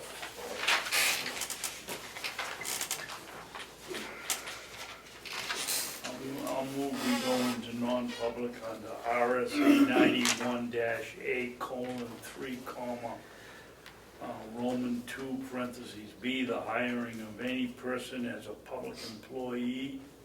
That's section 1. Section 2, RSA 91-A:3, paragraph Roman 2, parentheses, A, the dismissal, promotion, or compensation of any public employee, or the disciplining of such employee, or the investigation of any charges against him or her, unless the employee affected, 1, has the right to a meeting, and 2, requests that the meeting be open, in which case the request shall be granted. Section 3, RSA 91-A:3, paragraph Roman 2, parentheses, C, matters which, if discussed in public, would likely affect adversely the reputation of any person other than a member of the body itself.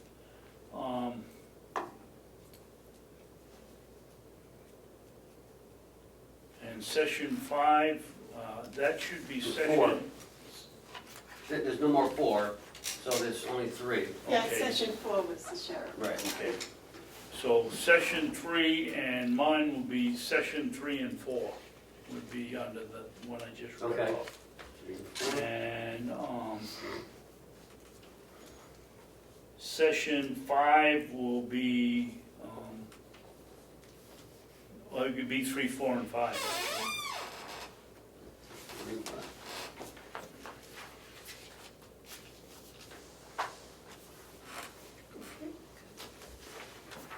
Oh, that's yours.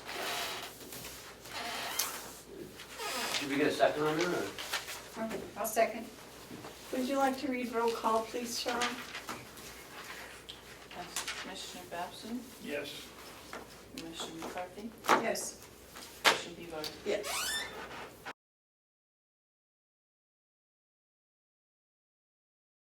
We on, Dick? Yeah. I'll make the motion to come out of non-public and go back to public. Second? All those in favor of coming out of non-public, say aye. Aye. So we want to seal the minutes? Yes. Make a motion, we seal the minutes? Second? All those in favor, say aye. Aye. Oh, wait a minute, Not session 1, session 2, 3, 4, 5. Well, I don't know what Cheryl's got, but let me write down here what we're doing, so that I have to take a minute, not here. Okay. Okay, Because I want to announce the results of session 1. Session Terry, you 1. made the motion to come out of, non-public. I seconded it. Second. Seal the minutes, Babson. Who seconded that? Terry. Terry, okay. Second. Now we have a vote. All those in favor, say aye. Aye. Aye. Okay. That was sessions 2 through 6 now. Right, right. Okay. What's that? No, that was section, 2 through 6. She's right. not with the, Oh, there's no 4. there was no. No, 4. No 4, so 2, 3, It 4, was- It was. 4 and 5. It was 4 Yeah. and 5. Yeah, so there's no 6, this is 4 and 5. Are we ready? Mhm. Okay, the result of session 1 was that we hired, for the first time, we had offered a $2,000 hiring bonus for anybody that would come full-time third shift, and we hired our first LNA for that.